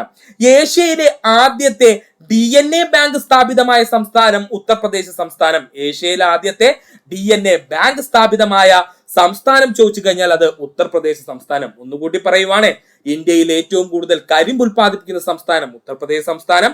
യുണൈറ്റഡ് പ്രൊവിൻസസ് എന്ന പേരിൽ അറിയപ്പെട്ടിരുന്ന സംസ്ഥാനം ഉത്തർപ്രദേശ് സംസ്ഥാനം. ബ്രഹ്മർഷി ദേശമെന്നും മധ്യദേശമെന്നും ആര്യവർത്തം എന്നീ പേരുകളിൽ അറിയപ്പെടുന്ന സംസ്ഥാനം ഉത്തർപ്രദേശ് സംസ്ഥാനം. ഏറ്റവും കൂടുതൽ സംസ്ഥാനങ്ങളുമായി അതിർത്തി പങ്കിടുന്ന സംസ്ഥാനം ഉത്തർപ്രദേശ് സംസ്ഥാനം. ഇന്ത്യയിൽ ആദ്യമായി DPEP വിദ്യാഭ്യാസ പദ്ധതി ആരംഭിച്ച ഇന്ത്യൻ സംസ്ഥാനം ചോദിച്ചു കഴിഞ്ഞാൽ അത് ഉത്തർപ്രദേശ് സംസ്ഥാനം. ഏഷ്യയിലെ ആദ്യത്തെ DNA ബാങ്ക് സ്ഥാപിതമായ സംസ്ഥാനം ചോദിച്ചാൽ അത് ഉത്തർപ്രദേശ് സംസ്ഥാനം. നമ്മൾ പറഞ്ഞു ഇന്ത്യയിൽ ഏറ്റവും കൂടുതൽ കരിമ്പ് ഉൽപ്പാദിപ്പിക്കുന്ന സംസ്ഥാനമാണ് ഉത്തർപ്രദേശ് എന്ന്. അതുകൊണ്ട് തന്നെ ഇന്ത്യയുടെ പഞ്ചസാര കിണ്ണം എന്നറിയപ്പെടുന്ന സംസ്ഥാനം ചോദിച്ചു കഴിഞ്ഞാൽ അത് ഉത്തർപ്രദേശ്. ഇന്ത്യയുടെ പഞ്ചസാര കിണ്ണം എന്നറിയപ്പെടുന്ന സംസ്ഥാനം ചോദിച്ചു കഴിഞ്ഞാൽ അത് ഉത്തർപ്രദേശും. ലോകത്തിന്റെ പഞ്ചസാര കിണ്ണം എന്നറിയപ്പെടുന്ന രാജ്യം ചോദിച്ചു കഴിഞ്ഞാൽ അത് ഏതാ സുഹൃത്തുക്കളെ? അത് ക്യൂബയാണ് കേട്ടോ. ലോകത്തിന്റെ പഞ്ചസാര കിണ്ണം എന്നറിയപ്പെടുന്ന രാജ്യം ചോദിച്ചാൽ അത് ക്യൂബയാണ്. ഇന്ത്യയുടെ പഞ്ചസാര കിണ്ണം എന്നറിയപ്പെടുന്ന സംസ്ഥാനം ചോദിച്ചു കഴിഞ്ഞാൽ അത് ഉത്തർപ്രദേശാണ്. ഏറ്റവും കൂടുതൽ പ്രധാനമന്ത്രിമാരെ സംഭാവന ചെയ്ത ഇന്ത്യൻ സംസ്ഥാനം ഉത്തർപ്രദേശ്. പഠിച്ചു വെച്ചോളണേ, ഏറ്റവും കൂടുതൽ പ്രധാനമന്ത്രിമാരെ സംഭാവന ചെയ്ത ഇന്ത്യൻ സംസ്ഥാനം എന്ന് ചോദിച്ചു കഴിഞ്ഞാൽ അത് ഉത്തർപ്രദേശാണ്. ഗംഗാ നദി ഏറ്റവും കൂടുതൽ ദൂരം ഒഴുകുന്ന ഇന്ത്യൻ സംസ്ഥാനം ഉത്തർപ്രദേശ്. ഗംഗാ നദി ഏറ്റവും കൂടുതൽ ദൂരം ഒഴുകുന്ന ഇന്ത്യൻ സംസ്ഥാനം ഏതെന്ന് ചോദിച്ചാൽ അത് ഉത്തർപ്രദേശാണ്. ലോകത്തിൽ ആദ്യമായി വികലാംഗർക്ക് വേണ്ടിയുള്ള സർവകലാശാല ആരംഭിച്ച സംസ്ഥാനം ഉത്തർപ്രദേശ്. മോസ്റ്റ് ഇമ്പോർട്ടന്റ് പോയിന്റ് ആണ് പറഞ്ഞത്. ലോകത്തിൽ ആദ്യമായി വികലാംഗർക്ക് വേണ്ടി സർവകലാശാല സ്ഥാപിച്ച സംസ്ഥാനം എന്ന് ചോദിച്ചാൽ അത് ഉത്തർപ്രദേശാണ്. ചൗധരി ചരൺ സിംഗ് വിമാനത്താവളം സ്ഥിതി ചെയ്യുന്ന ഇന്ത്യൻ സംസ്ഥാനം ഉത്തർപ്രദേശ്. പഠിക്കുക, ഇമ്പോർട്ടന്റ് പോയിന്റ് ആണ്. ചൗധരി ചരൺ സിംഗ് വിമാനത്താവളം സ്ഥിതി ചെയ്യുന്ന ഇന്ത്യൻ സംസ്ഥാനം ചോദിച്ചു കഴിഞ്ഞാൽ അത് ഉത്തർപ്രദേശാണ്. ദുധുവ ദേശീയ ഉദ്യാനം സ്ഥിതി ചെയ്യുന്ന ഇന്ത്യൻ സംസ്ഥാനം ഉത്തർപ്രദേശ്. ദുധുവ ദേശീയ ഉദ്യാനം സ്ഥിതി ചെയ്യുന്ന ഇന്ത്യൻ സംസ്ഥാനം ചോദിച്ചു കഴിഞ്ഞാൽ അത് ഉത്തർപ്രദേശാണ്. ഇന്ത്യയിൽ ഏറ്റവും കൂടുതൽ ജില്ലകൾ ഉള്ളതും ഏറ്റവും കൂടുതൽ നിയമസഭാ മണ്ഡലങ്ങൾ ഉള്ളതും ലോക്സഭാ മണ്ഡലങ്ങൾ ഉള്ളതും രാജ്യസഭ അംഗങ്ങളുള്ളതുമായ ഇന്ത്യൻ സംസ്ഥാനം ഉത്തർപ്രദേശാണ്. പഠിച്ചോളണേ, ഒത്തിരി ചോദ്യങ്ങളുടെ ഒരൊറ്റ ഉത്തരമാണ് നമ്മളിവിടെ പറഞ്ഞത്. ഇന്ത്യയിൽ ഏറ്റവും കൂടുതൽ ജില്ലകളുള്ള സംസ്ഥാനം, ഇന്ത്യയിൽ ഏറ്റവും കൂടുതൽ നിയമസഭാ മണ്ഡലങ്ങളുള്ള സംസ്ഥാനം, ഇന്ത്യയിൽ ഏറ്റവും കൂടുതൽ ലോക്സഭാ മണ്ഡലങ്ങളുള്ള സംസ്ഥാനം, ഇന്ത്യയിൽ ഏറ്റവും കൂടുതൽ രാജ്യസഭ അംഗങ്ങളുള്ള സംസ്ഥാനം എല്ലാം ഏതാണ്? നമ്മുടെ ഉത്തർപ്രദേശ് സംസ്ഥാനമാണ്. ഒന്നുകൂട്ടി പറയുവാണ്, ഇന്ത്യയുടെ പഞ്ചസാര കിണ്ണം എന്നറിയപ്പെടുന്ന സംസ്ഥാനം ഉത്തർപ്രദേശ്. ഏറ്റവും കൂടുതൽ പ്രധാനമന്ത്രിമാരെ സംഭാവന ചെയ്ത സംസ്ഥാനം എന്ന് ചോദിച്ചാൽ ഉത്തർപ്രദേശ്. ഗംഗാ നദി ഏറ്റവും കൂടുതൽ ദൂരം ഒഴുകുന്ന ഇന്ത്യൻ സംസ്ഥാനം എന്ന് ചോദിച്ചാൽ ഉത്തർപ്രദേശ്. ലോകത്തിൽ ആദ്യമായി വികലാംഗർക്ക് വേണ്ടിയുള്ള സർവകലാശാല സ്ഥാപിതമായത് ഉത്തർപ്രദേശ്. ചൗധരി ചരൺ സിംഗ് വിമാനത്താവളം സ്ഥിതി ചെയ്യുന്നത് ഉത്തർപ്രദേശ്. ദുധുവ ദേശീയ ഉദ്യാനം സ്ഥിതി ചെയ്യുന്ന സംസ്ഥാനം ഉത്തർപ്രദേശ്. ഇന്ത്യയിലെ ഏറ്റവും കൂടുതൽ ജില്ലകളും നിയമസഭാ മണ്ഡലങ്ങളും ലോക്സഭാ മണ്ഡലങ്ങളും രാജ്യസഭ അംഗങ്ങളുമുള്ള സംസ്ഥാനം ഏത് ചോദിച്ചാൽ അത് ഉത്തർപ്രദേശാണ്. മറക്കാതെ പഠിക്കുക. ഇനി PSCയുടെ ഇപ്പോൾ ട്രെൻഡിങ് നിൽക്കുന്ന ഒരു ചോദ്യമാണ് നമ്മൾ നോക്കാൻ പോകുന്നത്. ജാലിയൻ വാലാബാഗ് കൂട്ടക്കൊല നടന്ന ഇന്ത്യൻ സംസ്ഥാനം ഏതാണ്? പഞ്ചാബ്. ജാലിയൻ വാലാബാഗ് കൂട്ടക്കൊല നടന്ന ഇന്ത്യൻ സംസ്ഥാനം എന്ന് ചോദിച്ചാൽ അത് പഞ്ചാബാണ്. ഇന്ത്യയിൽ നടന്നിട്ടുള്ള പ്രധാനപ്പെട്ട സംഭവങ്ങളും അവ ഏത് സംസ്ഥാനത്തിലാണ് നടന്നതെന്നും PSC ഇപ്പോൾ ചോദിക്കാറുണ്ട്. പഠിക്കുക. ജാലിയൻ വാലാബാഗ് കൂട്ടക്കൊല നടന്ന ഇന്ത്യൻ സംസ്ഥാനം പഞ്ചാബ്. വാഗൺ ട്രാജഡി നടന്ന ഇന്ത്യൻ സംസ്ഥാനം കേരളമാണ്. വാഗൺ ട്രാജഡി നടന്ന ഇന്ത്യൻ സംസ്ഥാനം ചോദിച്ചാൽ നമ്മുടെ കൊച്ചു കേരളമാണ്. നമുക്ക് എല്ലാവർക്കും അറിയാവുന്ന പോയിന്റ്. ചൗരി ചൗര സംഭവം അരങ്ങേറിയ ഇന്ത്യൻ സംസ്ഥാനം ഉത്തർപ്രദേശാണ്. ചൗരി ചൗര സംഭവം അരങ്ങേറിയ ഇന്ത്യൻ സംസ്ഥാനം ചോദിച്ചാൽ അത് ഉത്തർപ്രദേശാണ്. ബിംബിഹാർ കൂട്ടക്കൊല അരങ്ങേറിയ ഇന്ത്യൻ സംസ്ഥാനം ചോദിച്ചാൽ അത് ഉത്തർപ്രദേശാണ്. സുഹൃത്തുക്കൾ ശ്രദ്ധിച്ചു വെക്കുക. ബിംബിഹാർ കൂട്ടക്കൊല അരങ്ങേറിയ ഇന്ത്യൻ സംസ്ഥാനം ചോദിച്ചു കഴിഞ്ഞാൽ അത് ഉത്തർപ്രദേശാണ്. കക്കോറി ട്രെയിൻ കൊള്ള അരങ്ങേറിയ ഇന്ത്യൻ സംസ്ഥാനം ഉത്തർപ്രദേശാണ്. കക്കോരി ട്രെയിൻ കൊള്ള അരങ്ങേറിയ ഇന്ത്യൻ സംസ്ഥാനം ചോദിച്ചാൽ അത് ഉത്തർപ്രദേശാണ്. അതുപോലെ പഠിക്കേണ്ടതാണ് നൊഖാലി കലാപം അരങ്ങേറിയ രാജ്യം ചോദിച്ചു കഴിഞ്ഞാൽ ബംഗ്ലാദേശ്. പണ്ട് ബംഗ്ലാദേശ് ഇന്ത്യയുടെ ഭാഗമായിരുന്നപ്പോ കേട്ടോ ഈ നൊഖാലി കലാപം നടന്നത്. എന്നാൽ അത് പഠിച്ചു വെക്കുക. നൊഖാലി കലാപം അരങ്ങേറിയ രാജ്യം ചോദിച്ചു കഴിഞ്ഞാൽ അത് ബംഗ്ലാദേശാണ്. ഒന്നുകൂടി പറയുവാണ്, ഏറ്റവും ഇമ്പോർട്ടന്റ് ആയിട്ടുള്ള പോയിന്റാ പറയുന്ന സുഹൃത്തുക്കൾ ശ്രദ്ധിച്ചിരിക്കുക. ജാലിയൻ വാലാബാഗ് കൂട്ടക്കൊല നടന്ന ഇന്ത്യൻ സംസ്ഥാനം ചോദിച്ചു കഴിഞ്ഞാൽ അത് പഞ്ചാബാണ്. വാഗൺ ട്രാജഡി നടന്ന ഇന്ത്യൻ സംസ്ഥാനം ചോദിച്ചു കഴിഞ്ഞാൽ അത് കേരളമാണ്. ചൗരി ചൗര സംഭവം അരങ്ങേറിയ ഇന്ത്യൻ സംസ്ഥാനവും ബിംബിഹാർ കൂട്ടക്കൊല നടന്ന ഇന്ത്യൻ സംസ്ഥാനവും കക്കോരി ട്രെയിൻ കൊള്ള അരങ്ങേറിയ ഇന്ത്യൻ സംസ്ഥാനവും ചോദിച്ചാൽ അത് ഉത്തർപ്രദേശ് സംസ്ഥാനമാണ്. ഒന്നുകൂടി പറയുവാണ്, ചൗരി ചൗര സംഭവം അരങ്ങേറിയ ഇന്ത്യൻ സംസ്ഥാനം ഉത്തർപ്രദേശ്, ബിംബിഹാർ കൂട്ടക്കൊല അരങ്ങേറിയ ഇന്ത്യൻ സംസ്ഥാനം ഉത്തർപ്രദേശ്, കക്കോരി ട്രെയിൻ കൊള്ള അരങ്ങേറിയ ഇന്ത്യൻ സംസ്ഥാനം എവിടെയാണ്? ഉത്തർപ്രദേശാണ്. അതിനോടൊപ്പം പഠിക്കേണ്ടതാണ് നൊഖാലി കലാപം അരങ്ങേറിയ രാജ്യം ചോദിച്ചാൽ ബംഗ്ലാദേശ്. ഈ കലാപം നടക്കുന്ന സമയത്ത് അത് ഇന്ത്യയുടെ ഭാഗമായിരുന്നു. ഇപ്പോൾ അത് എവിടെയാണ്? ബംഗ്ലാദേശ് രാജ്യത്താണ്, മറക്കരുത്. ഫ്യൂസ് വയറിന്റെ നിർമ്മാണത്തിന് ഉപയോഗിക്കുന്ന ലോഹമാണ് ലെഡും ടിന്നും. ആരൊക്കെയാണ് ഫ്യൂസ് വയറിന്റെ നിർമ്മാണത്തിന് ഉപയോഗിക്കുന്ന സുഹൃത്തുക്കളെ? ലെഡും ടിന്നുമാണ്, മറക്കരുത്. ഈ ലെഡിന്റെയും ടിന്നിന്റെയും കൂടിയുള്ള ലോകസങ്കരം അറിയപ്പെടുന്ന പേരാണ് സോൾഡർ. ലെഡിന്റെയും ടിന്നിന്റെയും ലോകസങ്കരം അറിയപ്പെടുന്ന പേരെന്താ സുഹൃത്തുക്കളെ? സോൾഡർ ആണ്. അപ്പോ PSC ഇവിടെ ചോദിച്ചിട്ടുണ്ട് സോൾഡർ വയറുകളുടെ നിർമ്മാണത്തിന് ഉപയോഗിക്കുന്ന ലോഹം ഏതെന്ന് ചോദിച്ചാലും ലെഡും ടിന്നുമാണ്, മറക്കരുത്. ഇനി ഇത് പഠിക്കാൻ ബുദ്ധിമുട്ടുള്ള സുഹൃത്തുക്കൾക്ക് വേണ്ടിയിട്ട് ചെറിയൊരു കോഡ് പറഞ്ഞു തരാം. കോഡ് ഇത്രയേ ഉള്ളൂ. ഫ്യൂസ് വയർ ലഡു ഇട്ട ടിന്നിൽ ഇട്ടു എന്നങ്ങ് പഠിക്കുക. ഫ്യൂസ് വയർ ലഡു ഇട്ട ടിന്നിൽ ഇട്ടു എന്നങ്ങ് പഠിക്കുക. ഫ്യൂസ് വയർ ലഡു ഇട്ട ടിന്നിൽ ഇട്ടു എന്നങ്ങ് പഠിക്കുക. അപ്പോൾ ലെഡും ടിന്നുമാണ് ഫ്യൂസ് വയറിന്റെ നിർമ്മാണത്തിന് ഉപയോഗിക്കുന്നത്. അടുത്തതായി നമ്മൾ നോക്കാൻ പോകുന്നത് കേരള PSC ചോദിച്ചിട്ടുള്ള ലോഹസങ്കരങ്ങളെ പറ്റിയാണ്. സുഹൃത്തുക്കൾ ശ്രദ്ധിച്ചിരിക്കണേ, ലോഹസങ്കരങ്ങളെ പറ്റിയാണ്. ആദ്യമായി നമ്മൾ നോക്കാൻ പോകുന്ന ലോഹസങ്കരം എന്ന് ചോദിച്ചാൽ അത് നിക്രോമാണ്. നിക്രോമിൽ അടങ്ങിയിരിക്കുന്ന പ്രധാനപ്പെട്ട ലോഹങ്ങൾ ചോദിച്ചു കഴിഞ്ഞാൽ നിക്കൽ, ക്രോമിയം, ഇരുമ്പ്, മാഗ്നീസ് പഠിച്ചു വെക്കുക.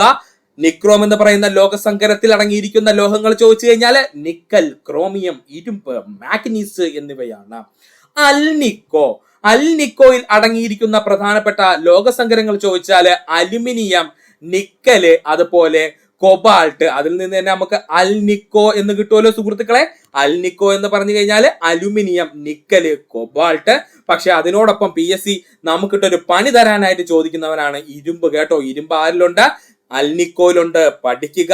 ആ നിക്കലിന്റെ ഇല്ലേ സുഹൃത്തുക്കളെ, അത് ഇരുമ്പ്, അയേൺ അല്ലെങ്കിൽ ഇരുമ്പാണെന്നങ്ങ് പഠിക്കുക. അൽനിക്കോ എന്ന് പറഞ്ഞു കഴിഞ്ഞാൽ ഇങ്ങനെയാണ് നമ്മൾ എഴുതുന്നത്. അതിൽ NI എന്ന് പറയുന്നതിന്റെ I എന്ന് പറയുന്നത് അയേൺ ആണ് എന്നങ്ങ് പഠിച്ചു വെക്കുക. ഇരുമ്പാണെന്നങ്ങ് പഠിച്ചു വെക്കുക.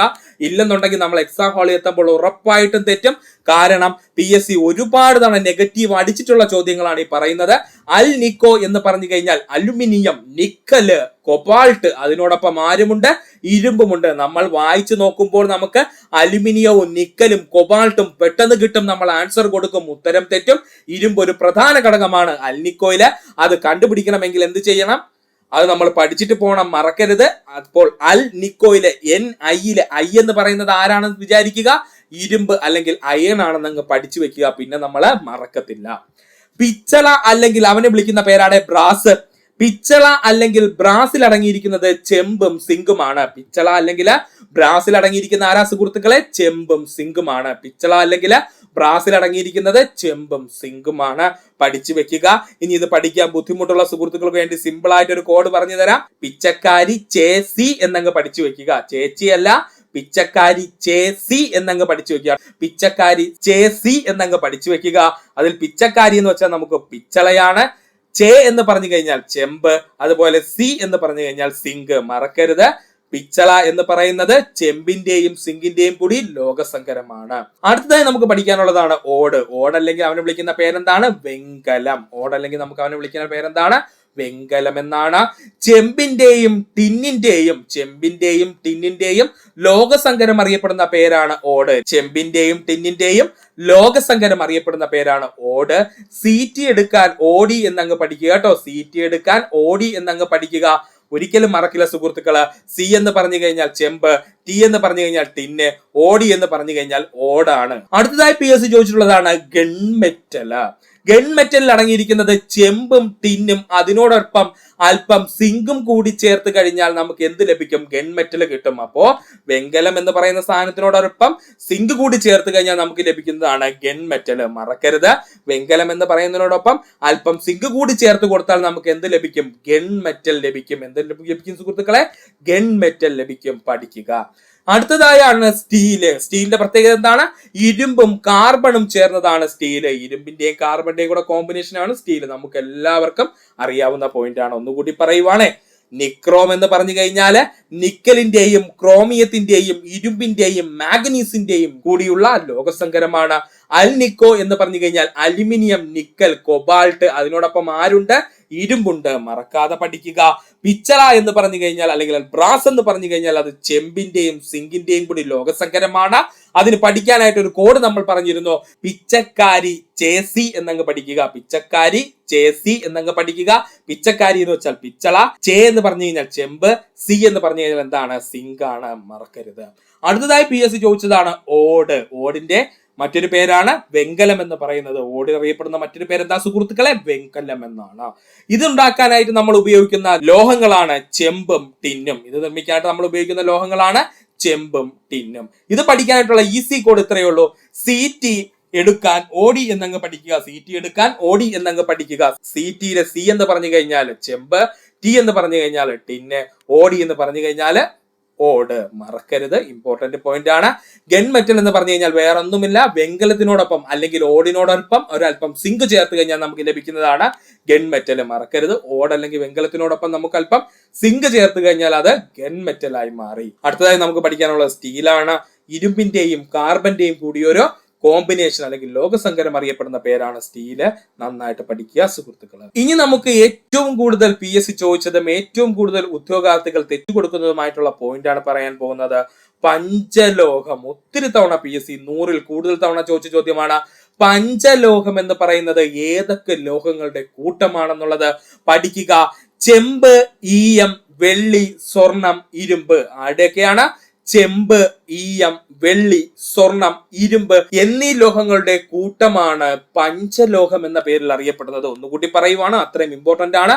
പഞ്ചലോഹത്തിൽ ഉൾപ്പെട്ടിരിക്കുന്ന ലോഹങ്ങൾ ചോദിച്ചാല് ചെമ്പ്, ഈയം, വെള്ളി, സ്വർണം, ഇരുമ്പ്. ഇനി ഇത് പഠിക്കാൻ ബുദ്ധിമുട്ടുള്ള സുഹൃത്തുക്കൾക്കാണ് നമുക്ക് ഈസി കോഡിലൂടെ അങ്ങ് പഠിച്ചു കളയാം. കോഡ് ഇത്രയുള്ളൂ. പഞ്ചായത്തിലെ LGS കാരൻ CI ആയി എന്നങ്ങ് പഠിക്കുക. പഞ്ചായത്തിലെ LGS കാരൻ CI ആയി എന്നങ്ങ് പഠിക്കുക. പഞ്ചായത്തിലെ എന്ന് പറഞ്ഞു കഴിഞ്ഞാൽ പഞ്ചലോഹം, L എന്ന് പറഞ്ഞു കഴിഞ്ഞാൽ ലെഡ്, G എന്ന് പറഞ്ഞു കഴിഞ്ഞാൽ ഗോൾഡ്, S എന്ന് പറഞ്ഞു കഴിഞ്ഞാൽ സിൽവർ, ഇനി C എന്ന് പറഞ്ഞു കഴിഞ്ഞാൽ കോപ്പർ, I എന്ന് പറഞ്ഞു കഴിഞ്ഞാൽ അയൺ അല്ലെങ്കിൽ ഇരുമ്പാണ്. പഠിക്കുക. ഇത് പഠിക്കാനായിട്ട് ഒരു ചെറിയ കോഡ് പറഞ്ഞു തരാം. പഞ്ചായത്തിലെ LGS കാരൻ CI ആയി എന്നങ്ങ് പഠിക്കുക. പഞ്ചായത്തിലെ LGS കാരൻ CI ആയി എന്ന് പഠിക്കുക. പഞ്ചായത്തിലെ എന്ന് പറഞ്ഞു കഴിഞ്ഞാൽ പഞ്ചലോഹം, L എന്ന് പറഞ്ഞു കഴിഞ്ഞാൽ ലെഡ്, G എന്ന് പറഞ്ഞു കഴിഞ്ഞാൽ ഗോൾഡ്, S എന്ന് പറഞ്ഞു കഴിഞ്ഞാൽ സിൽവർ, C എന്ന് പറഞ്ഞു കഴിഞ്ഞാൽ കോപ്പർ, I എന്ന് പറഞ്ഞു കഴിഞ്ഞാൽ അയൺ. പഠിക്കുക. AK ഗോപാലിന്റെ നേതൃത്വത്തിൽ പട്ടിണി ജാഥ നടന്ന വർഷം 1934 ആണ്. AK ഗോപാലിന്റെ നേതൃത്വത്തിൽ പട്ടിണി ജാഥ നടന്ന വർഷം 1936 ആണ്. സർ CP രാമസ്വാമി അയ്യർ തിരുവിതാംകൂർ ദിവാനായ വർഷം 1936 ആണ്. സർ CP രാമസ്വാമി അയ്യർ തിരുവിതാംകൂർ ദിവാനായ വർഷം 1936. കൊച്ചിയിൽ വൈദ്യുത സമരം നടന്ന വർഷം 1936. Important point. കൊച്ചിയിൽ വൈദ്യുത സമരം നടന്ന വർഷം 1936. തിരുവിതാംകൂറിൽ ചിത്ര തിരുനാൾ ക്ഷേത്രപ്രവേശന വിളംബരം നടത്തിയ വർഷം 1936 ആണ്. തിരുവിതാംകൂറിൽ ശ്രീ ചിത്ര തിരുനാൾ ക്ഷേത്രപ്രവേശന വിളംബരം നടത്തിയ വർഷം 1936. ഇന്ത്യയിലെ ആദ്യത്തെ ദേശീയ ഉദ്യാനമായ കോർബറ്റ് നാഷണൽ പാർക്ക് അല്ലെങ്കിൽ അവൻ അറിയപ്പെടുന്ന മറ്റൊരു പേരാണ് ഹെയ്ലി നാഷണൽ പാർക്ക് ആരംഭിച്ച വർഷം ചോദിച്ചു കഴിഞ്ഞാൽ 1936 ആണ്. ഇന്ത്യയിലെ ആദ്യത്തെ ദേശീയ ഉദ്യാനമായ ഹെയ്ലി നാഷണൽ പാർക്ക്, അവന്റെ ഇപ്പോഴത്തെ പേര് കോർബറ്റ് നാഷണൽ പാർക്ക് എന്നാണ്. അത് നിലവിൽ വന്നത് 1936. ഓൾ ഇന്ത്യ റേഡിയോ നിലവിൽ വന്ന വർഷം 1936. കൊച്ചി മേജർ തുറമുഖമായ വർഷം 1936.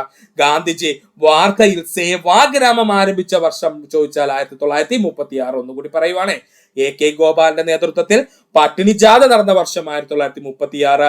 സർ CP രാമസ്വാമി അയ്യർ തിരുവിതാംകൂറിന്റെ ദിവാനായ വർഷം 1936. കൊച്ചിയിൽ വൈദ്യുത സമരം നടന്ന വർഷം 1936.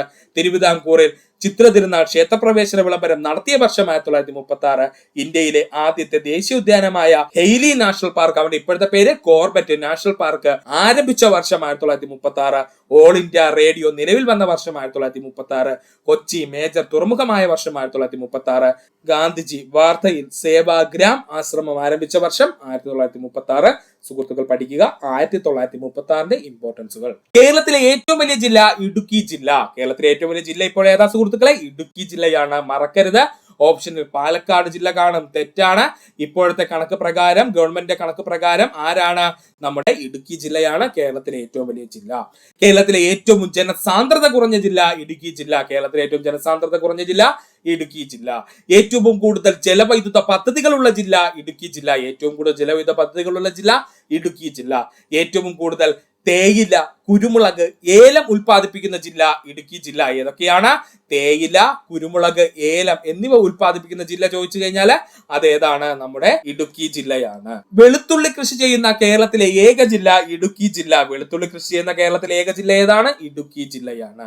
കേരളത്തിൽ ഏറ്റവും കൂടുതൽ വനഭൂമിയുള്ള ജില്ല ഇടുക്കി ജില്ല. കേരളത്തിലെ ഏറ്റവും കൂടുതൽ വനഭൂമിയുള്ള ജില്ല ചോദിച്ചു കഴിഞ്ഞാൽ അത് ഇടുക്കി ജില്ലയാണ്. ബ്രോഡ്ബാൻഡ് സംവിധാനം നിലവിൽ വന്ന ആദ്യത്തെ ജില്ല ഇടുക്കി ജില്ല. ബ്രോഡ്ബാൻഡ് സംവിധാനം നിലവിൽ വന്ന ആദ്യത്തെ ജില്ല ചോദിച്ചു കഴിഞ്ഞാൽ അത് ഇടുക്കി ജില്ല. കേരളത്തിൽ ഏറ്റവും കൂടുതൽ തോട്ടം തൊഴിലാളികളുള്ള ജില്ല ഇടുക്കി ജില്ല. കേരളത്തിൽ ഏറ്റവും കൂടുതൽ തോട്ടം തൊഴിലാളികളുള്ള ജില്ല ചോദിച്ചു കഴിഞ്ഞാൽ ഇടുക്കി ജില്ല. റിപ്പബ്ലിക് ദിനത്തിൽ രൂപം കൊണ്ട ജില്ല എന്നറിയപ്പെടുന്നത് ഇടുക്കി ജില്ല. റിപ്പബ്ലിക് ദിനത്തിൽ രൂപം കൊണ്ട ജില്ല എന്നറിയപ്പെടുന്നത് ഇടുക്കി ജില്ല. കേരളത്തിൽ മണ്ണൊലിപ്പ് നിരക്ക് കൂടുതലുള്ള ജില്ല ഇടുക്കി ജില്ല. പഠിച്ചോളണേ, കേരളത്തിൽ മണ്ണൊലിപ്പ് നിരക്ക് കൂടുതലുള്ള ജില്ല ഏതാണ്? ഇടുക്കി ജില്ലയാണ്.